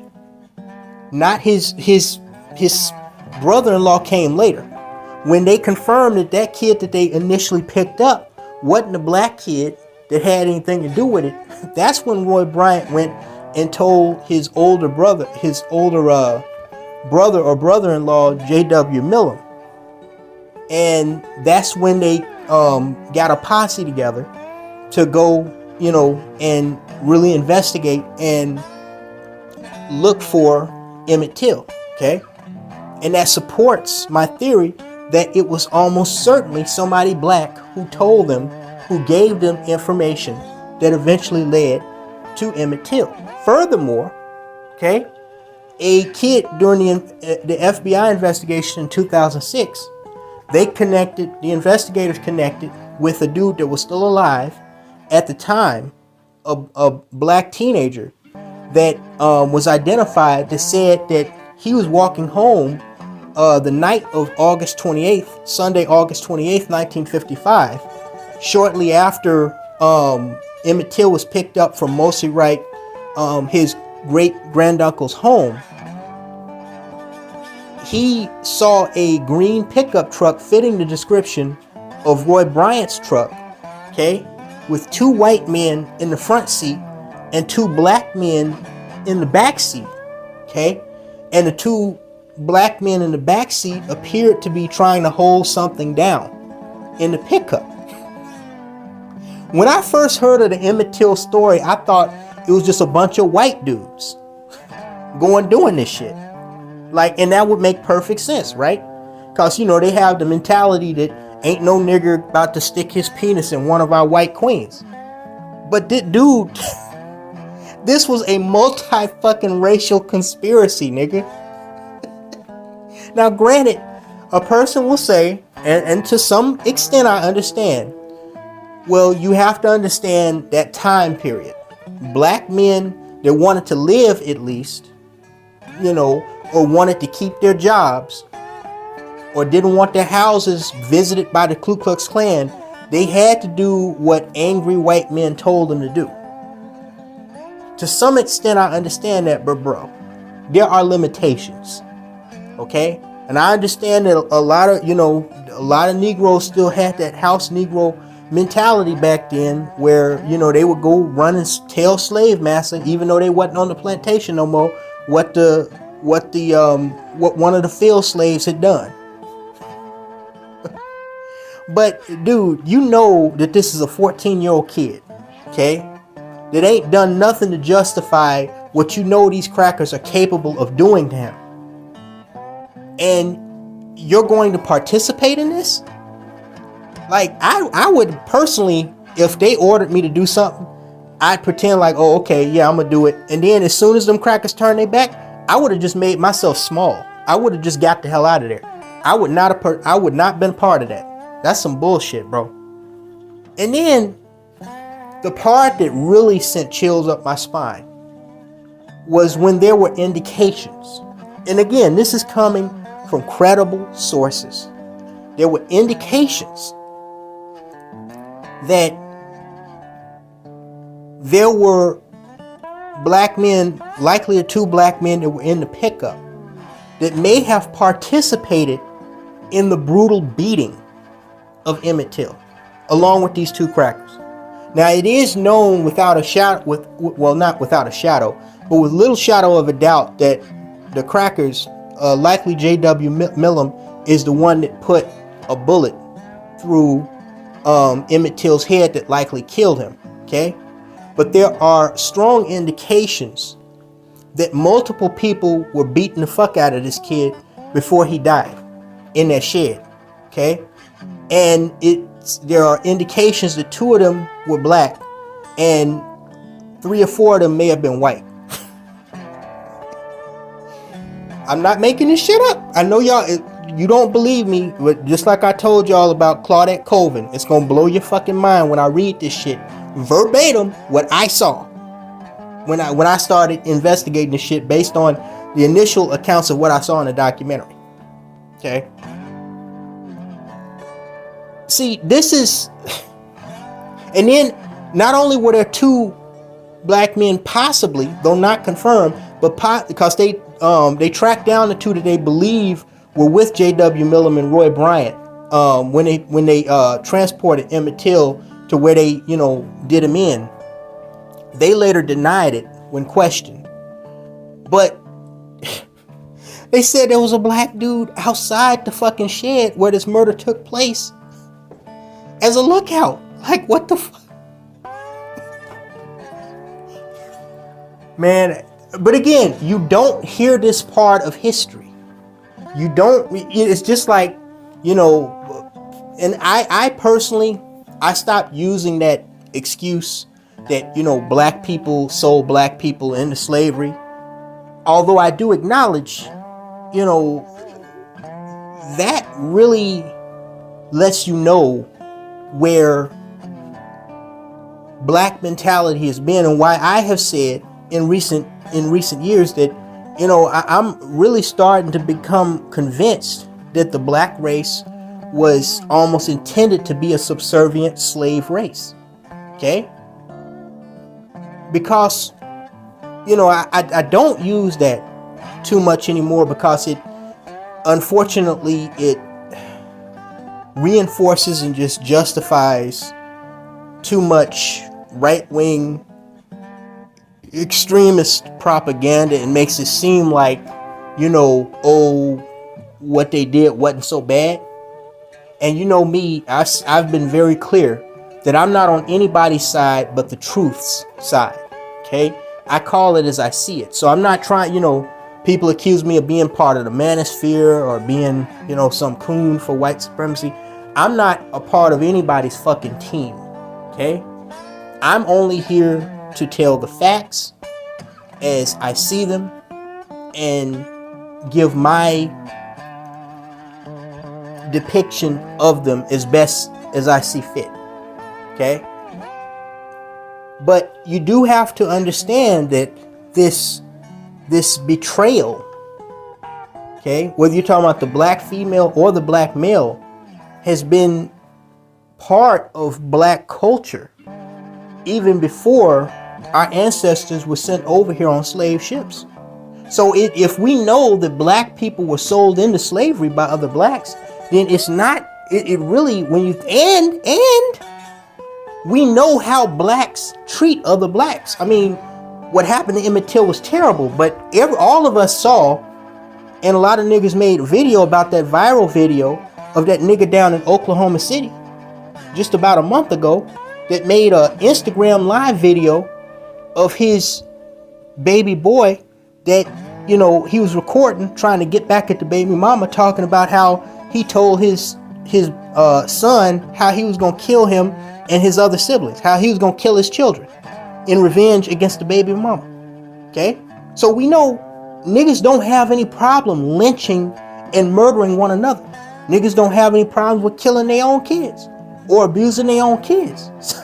So when you really, as hard as it may be for some people to fathom that this historical figure, in history, Emmett Till, this pillar of the civil rights movement, posthumously, could have been not only betrayed, but even murdered by his own kind, or his murder could have involved co-conspirators of his own kind. When you look at how black people treat each other now, online and off, when you look at how black people in Africa act today and back in the day, selling our ancestors into slavery, that's not really too hard to, get your head around if you're being honest and truthful about it. Of course, there's a part of you that's going to push back and say, no. That couldn't be how it happened. It was just a bunch of angry white crackers came in a pickup truck, dragged him out the house, and murdered him because he whistled at a white woman. But once again, just like the thing with Rosa Parks, Harriet Tubman, Martin Luther King, everything else, okay? I told y'all when I first started this docu-commentary, there's the truth, and then there's the people who wrote the history book's version of the truth. Okay? And oftentimes, especially with black history, what we hear is a specific version of the truth. Okay? Because the totality of the truth is both too much for some people to digest, and it doesn't fit a narrative that is going to benefit an agenda of the people who are telling the fucking story. Okay? So let me read this. Okay, we didn't got all off on of Mammy Till's of Emmett Till's mama. We're gonna get back on that in a second. But let me just read this right quick. And then I'm gonna end it.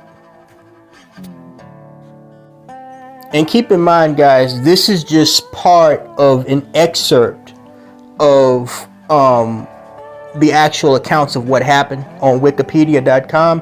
I would strongly suggest everybody go and read up on the Emmett Till story if you're interested, and watch the documentary that ABC did called Let the World See yourself, so you can, get your own idea and form your own opinion, an interpretation of what, the true story of what is actually said to have happened that surrounded his kidnapping and lynching.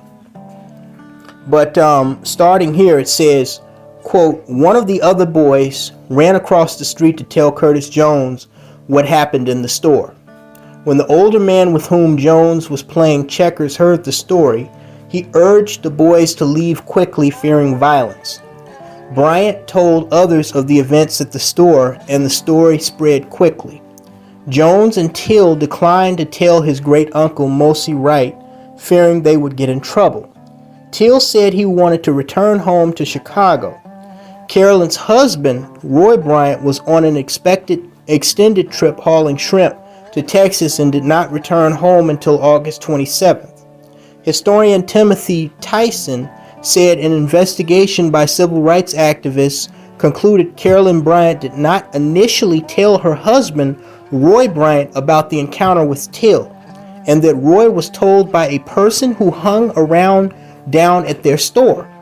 Roy was reportedly angry at his wife for not telling him. Carolyn Bryant told the FBI she didn't tell her husband because she feared he would beat Till up. When Roy Bryant was informed of what had happened, he aggressively questioned several young black men who entered the store. That evening, Bryant, with a black man named J.W. Washington, approached a black teenager walking along a road. Bryant ordered Washington to seize the boy, put him in the back of a pickup truck, and took him to be identified by a companion of Carolyn's who had witnessed the episode with Till. Friends or parents vouched for the boy in Bryant's store, and Carolyn's companion denied that the boy Bryant and Washington seized was the one who had accosted her. Somehow Bryant learned that the boy in the incident was from Chicago, yes, somehow, and was staying with Mosi Wright. Several witnesses overheard Bryant and his 36-year-old half-brother, John William Millam, or J.W. Millam, discussing taking Till from his house. In the early morning hours of August 28, 1955, sometime between 2 and 3:30 a.m., Bryant and Millam drove to Mosi Wright's house. Millam was armed with a pistol and flashlight. He asked Wright if he had 3 boys in the house from Chicago. Till was sharing a bed with another cousin. There were 8 people in the small 2-bedroom cabin total. Millam asked Wright to take them to, quote, the nigger who did the talking, unquote. Till's great aunt offered the men money, but Millam refused as he rushed Emmet to put on his clothes. Mosi Wright informed the men that Till was from up north and didn't know any better. Millam reportedly then asked, quote, how old are you, preacher, unquote, to which Wright responded, 64. Millam threatened that if Wright told anybody he wouldn't live to see 65. The men marched Till out to the truck. Wright said he heard them ask someone in the car if this was the boy and heard someone say yes. When asked if the voice was that of a man or a woman, Wright said, quote, it seemed like it was a louder voice than a man's, unquote. In a 1956 interview with Look magazine, in which they confessed to killing Emmet, Bryant and Millam said they would have brought Till by the store in order to have Carolyn identify him, but stated they did not do so because they said Till admitted to being the one who had talked to her. They tied up Till in the back of a green pickup truck and drove towards Money, Mississippi. According to some witnesses, they took Till back to Bryant's groceries and recruited 2 black men. The men then drove to a barn in Drew. They pistol whipped him on the way and reportedly knocked him unconscious. Willie Reed, who was 18 years old at the time, saw the truck passing by. Reed recalls seeing 2 white men in the front seat and 2 black males in the back. Some have speculated that the 2 black men worked for Millam and were forced to help with the beating of Emmett Till, although they later denied being present. Willie Reed said that while walking home, he heard the beating and crying from the barn. He told a neighbor, and they both walked back up the road to a water well near the barn, where they were approached by Millam. Millam asked if they had heard anything. Reed responded no. Others passed by the shed and also heard yelling. A local neighbor also spotted Too Tight Leroy Collins, that's a nickname, at the back of the barn washing blood off the truck and noticed Till's boot. Millam explained he had killed a deer and that the boot belonged to him. Some have claimed that Till was shot and tossed over the Black Bayou Bridge in Glendora, Mississippi near the Tallahatchie River. The group then drove back to Roy Bryant's home in Money, where they reportedly burned Emmett's clothes.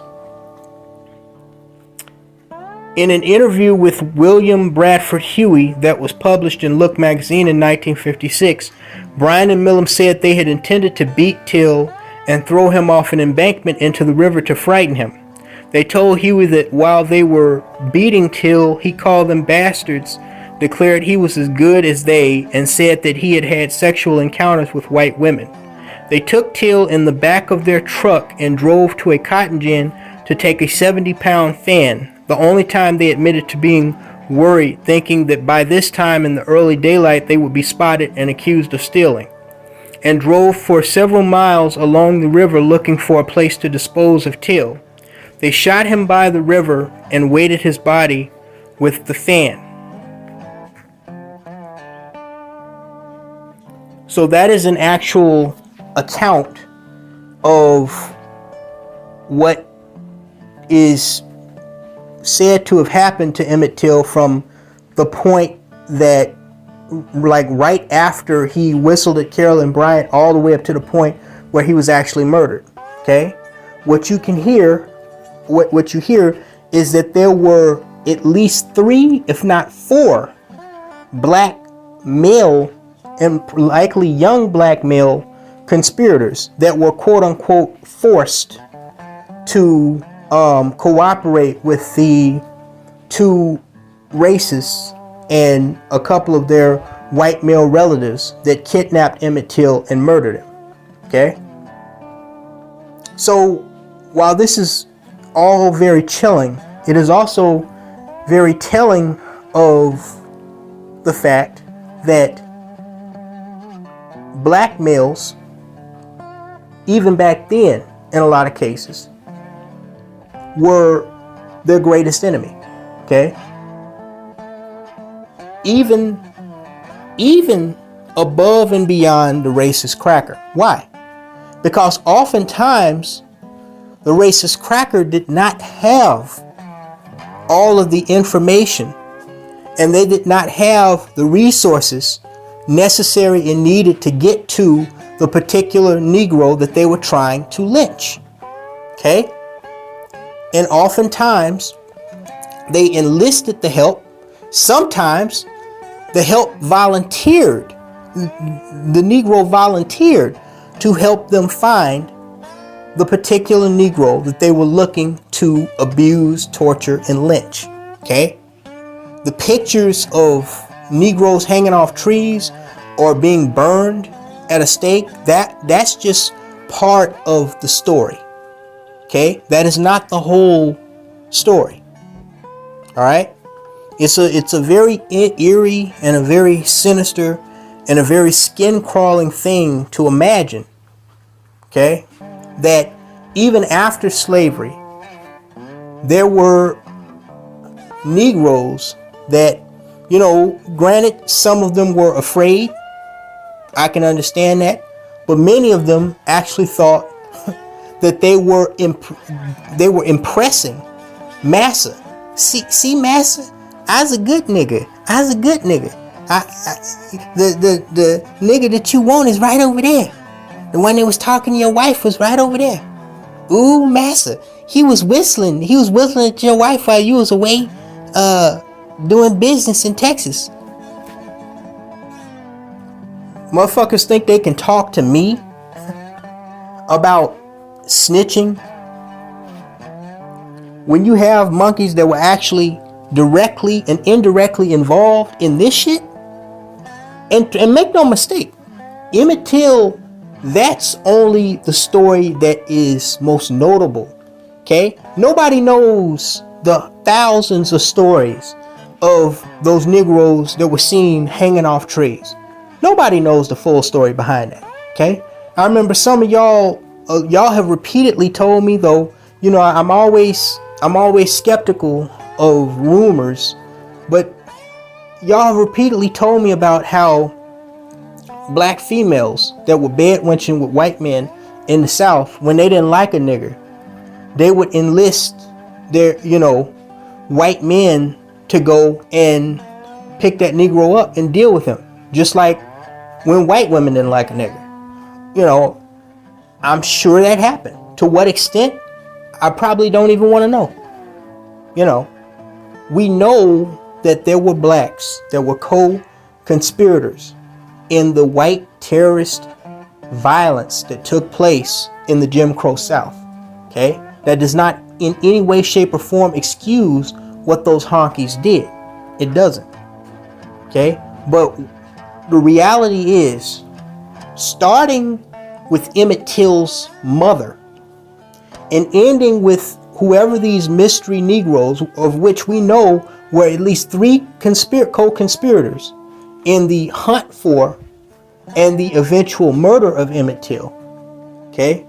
We know that there were black people that were both unintentionally and possibly intentionally instrumental in his brutal death. And now again, just like I know that a picture doesn't tell the full story, I understand that, you know, as I mentioned before, the history books, a documentary, even people's recollection of events from the past don't paint the full picture of the, personal profile of a human life that has passed. Okay. But what we know there's Mammy Till's accusation against Emmett Till's father that he was abusive. And there's record of her calling the police and getting a restraining order, and him being accused of violating the restraining order before he joined the army. But we also know from people's relatives and friends' recollection of back then that though he was a orphan, he was at some point in their relationship protective. That can be substantiated by the recollection of when Louis Till and Mammy Till went on their first date, or when they first met at a segregated drugstore in Chicago suburban Summit, town of Summit.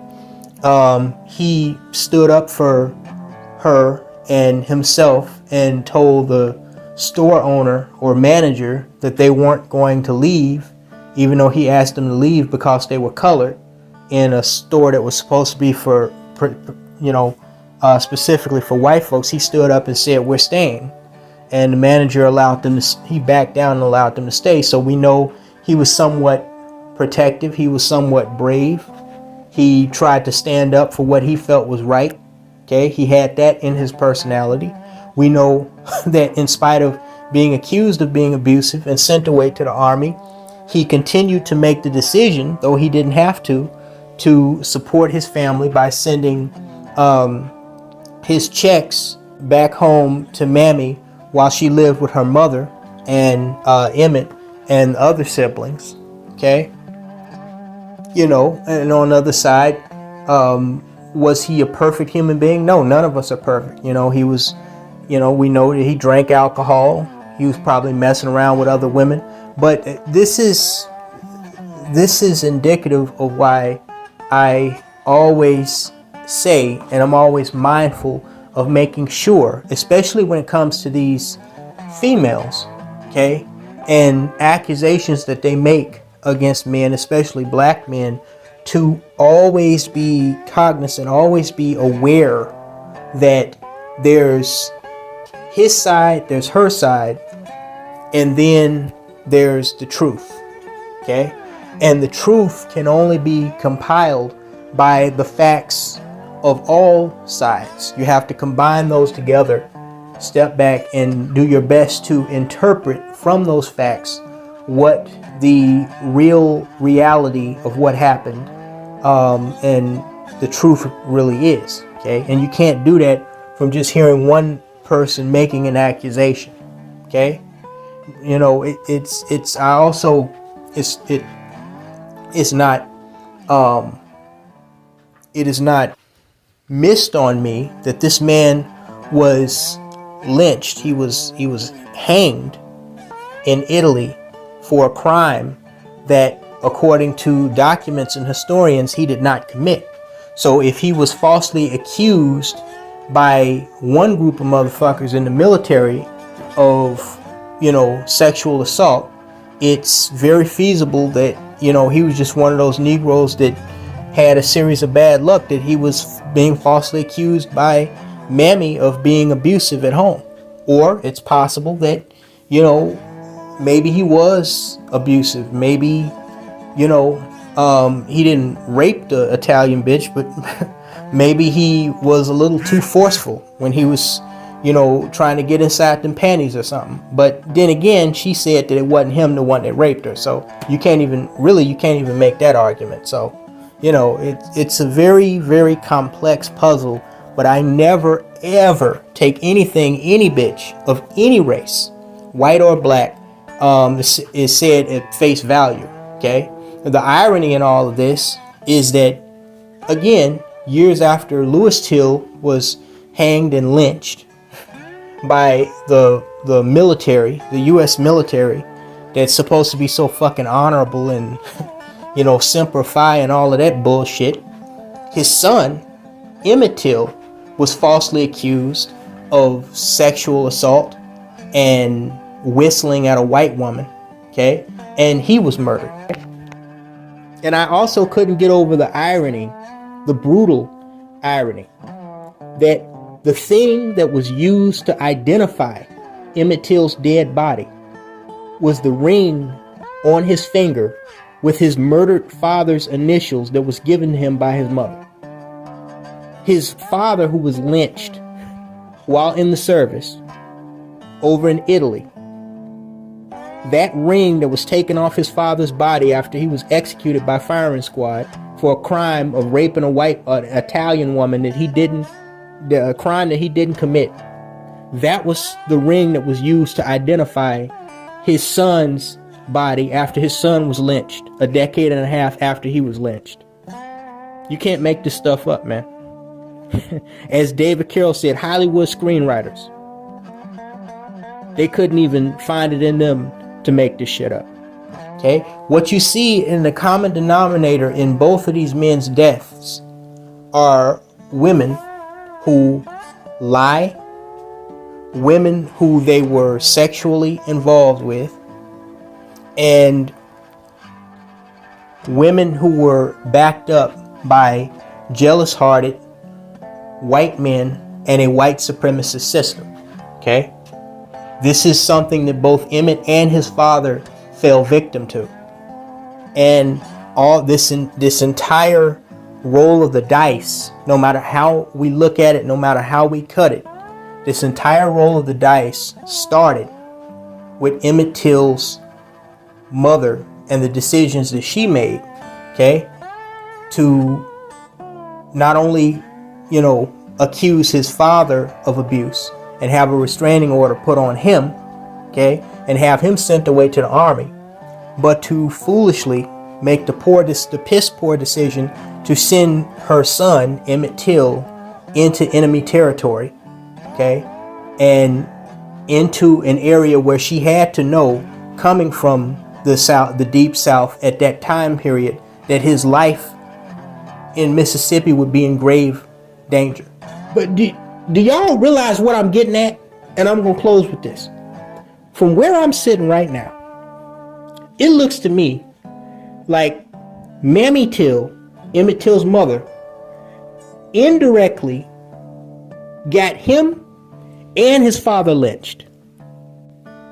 Yes, of course, there is the part about, Carolyn Bryant being, the white bitch that through her lies, or her exaggeration, at least, of what occurred, because nobody completely knows. There are different versions of what happened inside the store. They know that he whistled, assumably at her when she was outside of the store, but nobody knows what happened inside of the store.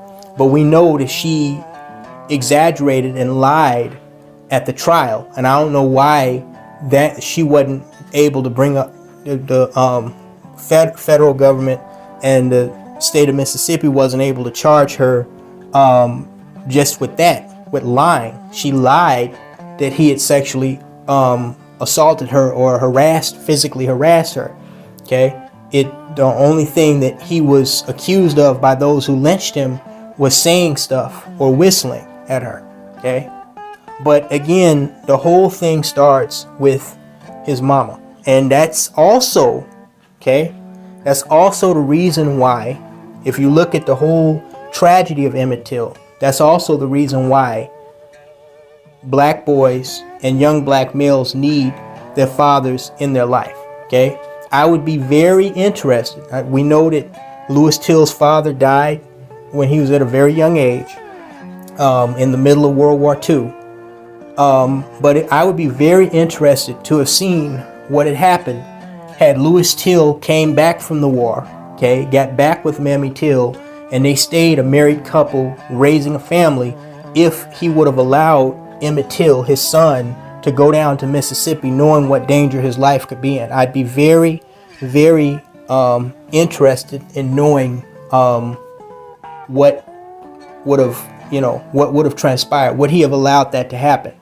Okay, this is why women should not be allowed to raise children on their own. This is why we see the degradation and the deterioration of black society, of what y'all call black community in the United States of America right now as I speak. Okay? Emmet ultimately died because his mother made the decision to let him go into a dangerous area. Okay? A man, a thinking man, a father, likely would have used more logic and more common sense. We don't know what her motives were for allowing her son to, I mean, if you have to coach your child to get on your knees, scrape and beg like Michael Eric Dyson claimed Mammy Till did, okay?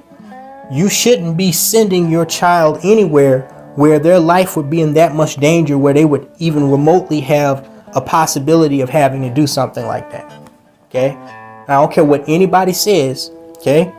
His mother indirectly, we know she did not intentionally get him harmed, but indirectly, okay, she is responsible as the only surviving parent and guardian. That's why they call parents guardians. Okay? You're not just the person to raise them, you are that child's guard. You are there to guard them and provide security for that child until they can grow up and physiologically develop maturely and physically into an adult where they can be capable of making their own decisions. That's why they ask you who is the parent or guardian. They should ask who is the parent and guardian, because those are supposed to be the same things. Though of course in Black America we can clearly see, unfortunately, with all of these she-boons that are barely more than children themselves, raising children, are clearly not doing. Okay? Now, as far as what happened with Emmett Till, the overall tragedy, of where the crackers came in, brutally murdered him, well, kidnapped him first, dragged him off in a pickup truck and brutally murdered him. Of course, we know that is something that has resonated with the psyche of not only African Americans, but the American public for decades now, which is why a lot of honkies that have done things similar, like the murder of James Byrd in 1997, I believe, where he was tied to the back of a pickup truck and dragged to his death, and the death of Ahmaud Arbery being chased by a bunch of ignorant backwoods rednecks in a pickup truck, even though he did go for the gun, has been severely punished. It's mainly because of the memory of what happened to Emmett Till and the understanding that it wasn't just Emmett Till. Emmett Till was the one whose death was highly publicized. Make no mistake, this is something that used to commonly happen to black men and black boys back at that time. However, as far as what happened to Emmett Till, I'm going to say the same thing that I said about all the hoopla about the 100-year anniversary of the Tulsa race massacre that the media was putting out last year. Okay? I fully understand, and I am aware of the hardships and the atrocities that have been committed against black people in the way past. Okay? And I do believe that it is important to be mindful of history. Okay? Because like the Jews said, never again. History does have a way of repeating itself. Of course, in recent years, we've seen mass murders in black churches and grocery stores by white supremacists. Okay? And we know that spirit of evil is still there in a lot of these crackers. So all I will say to what happened, the overall tragedy of Emmett Till, whether or not you believe that his mother should have done a better job of taking care of him and his father, is what I've always said. Stay alert, be aware, and be armed. Okay? The fact of the matter is, what happened to Emmett Till would not have happened the way it did if his great uncle had have been armed with something, even a shotgun. Okay? Of course, there were black people back then who had guns in the South. Of course, shooting at a cracker or shooting one, you'd probably be signing your own death warrant. You'd have to get out of the South, but at least you could defend your family. Okay? But at the same time, that's why, like I said, I am the way I am. And I've already told y'all the stories with me. I am very serious about self-defense. So, as far as what happened with Emmett Till, the overall tragedy of his butchering, because that's what it was, I say the same thing that I do now. You got to be prepared, and you got to be equipped, and you have to be mentally ready to defend yourself and understand the type of world that you live in. You also have to understand something that even, I hate to say it, but Hitler said, which is true. It's true. Just because he was an evil man doesn't mean he didn't say things that weren't true. It's true. Hitler said that humans are animals, and he honestly believed that the most vicious animal wins. Okay? So with the understanding that there are people, twisted people like him in this world that will take advantage of you simply because they feel like they're the bigger animal, or it's more of them than you, you have to be prepared to deal with that part of nature, so to speak, in the worst way imaginable if you have to. And I think we all know what that means. Now, with that being said, okay, the fact of the matter is, nowadays, the biggest threat, I don't care what we feel about the past, okay? I don't care what we feel about the present. I have always said, and I will always say, just like dumb niggas coming to me asking, if I'm gonna snitch or what. Motherfucker, I've always called, authorities, whether they're corporate police, I've always called on motherfuckers committing crimes. So I don't or doing shit to piss me off. So that ain't nothing new. The fuck, you must be new around here. I say the same thing with Emmett Till, Ahmaud Arbery. Okay, the killing of black people nowadays by white folks is in the way minority. Back in those days, they were our biggest enemy.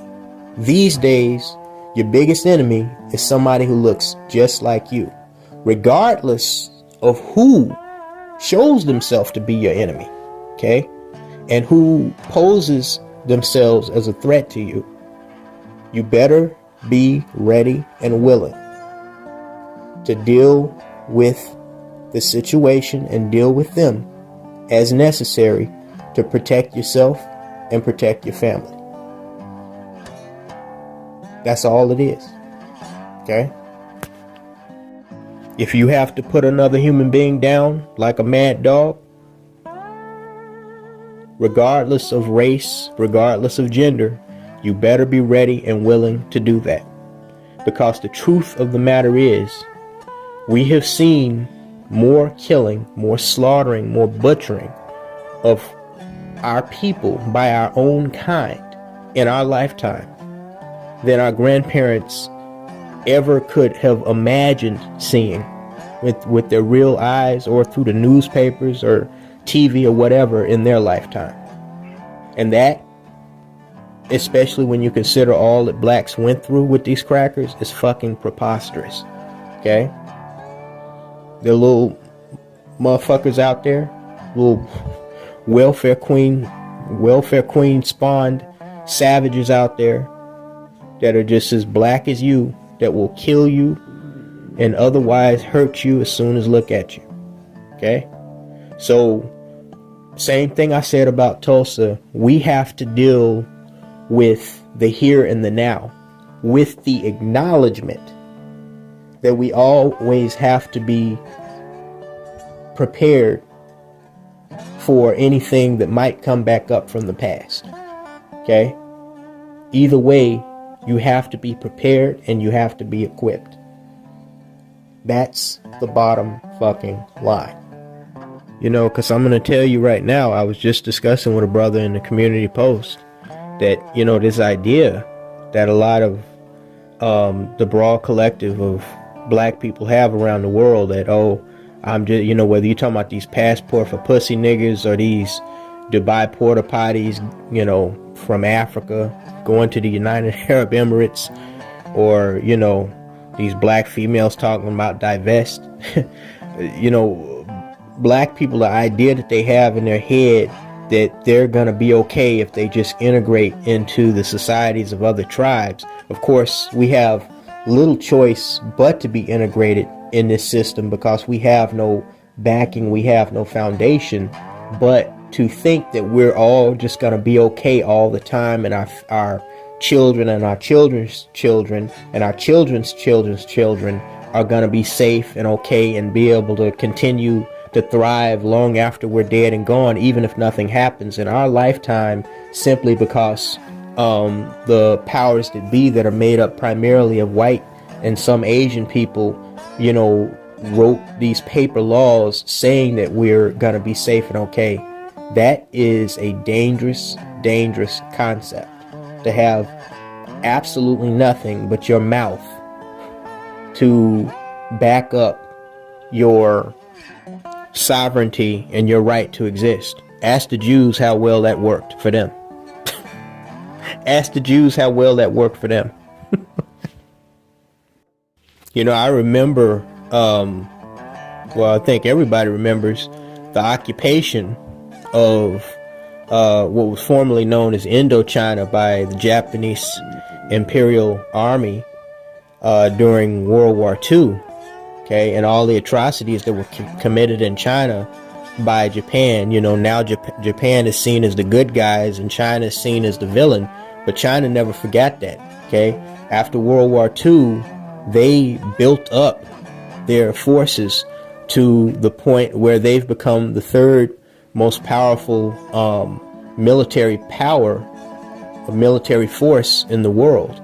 The United States, they did their own war game analysis. The Pentagon did their own war game analysis just recently. I was reading an article that if the United States got into a conflict with China now, okay, they would lose about half of their navy alone. The U.S. would lose half of their navy alone turning back China. Of course, the United States would probably beat China in a conventional war, but they would expend half of their force doing it. That's as far ahead as the U.S. is ahead of everybody else. That's pretty significant. I mean, for anybody to be able to inflict those type of casualties on the American military, I didn't believe it, but if they're saying it themselves, it must be true. Okay, so China, like Israel, they learned, you know, a long time ago. Okay, you can't depend on, and a lot of us individually have learned a long time ago, you cannot depend on other human beings, other animals, to just leave you alone and live and let live. Okay, some motherfuckers, if they see the opportunity, they are going to take advantage of it and try to take advantage of and prey upon you. You have to be ready, willing, and prepared to do what you need to do to let a motherfucker know that I'm going to defend my sovereignty defend my freedom, defend myself, defend my people, defend my family, or die trying. And if I die trying, I'm going to do everything in my power to take you with me. Okay? Unfortunately, that's the world that we live in. It is what it is. The reason why those crackers, not only down south, but all throughout the United States, did what they did to black people back then, is the same reason why you have these little punk ass niggas running around, victimizing and terrorizing mostly black people in their own communities now, because they figured it's more of us than them, and most of them ain't gonna do nothing when we do attack, and so we're gonna control the fear by terrorizing the population, or this particular group of people, which happen to be black folks. So again, you gotta know where you at, and you gotta understand at all times that people are animals first and humans second, and then everything else by race, color, gender, creed, political affiliation, religious belief, yada yada yada, sexual orientation, whatever. And I'm gonna leave that at that. Leave your comments in the comment section. Like, share, subscribe. Talk to you later, guys.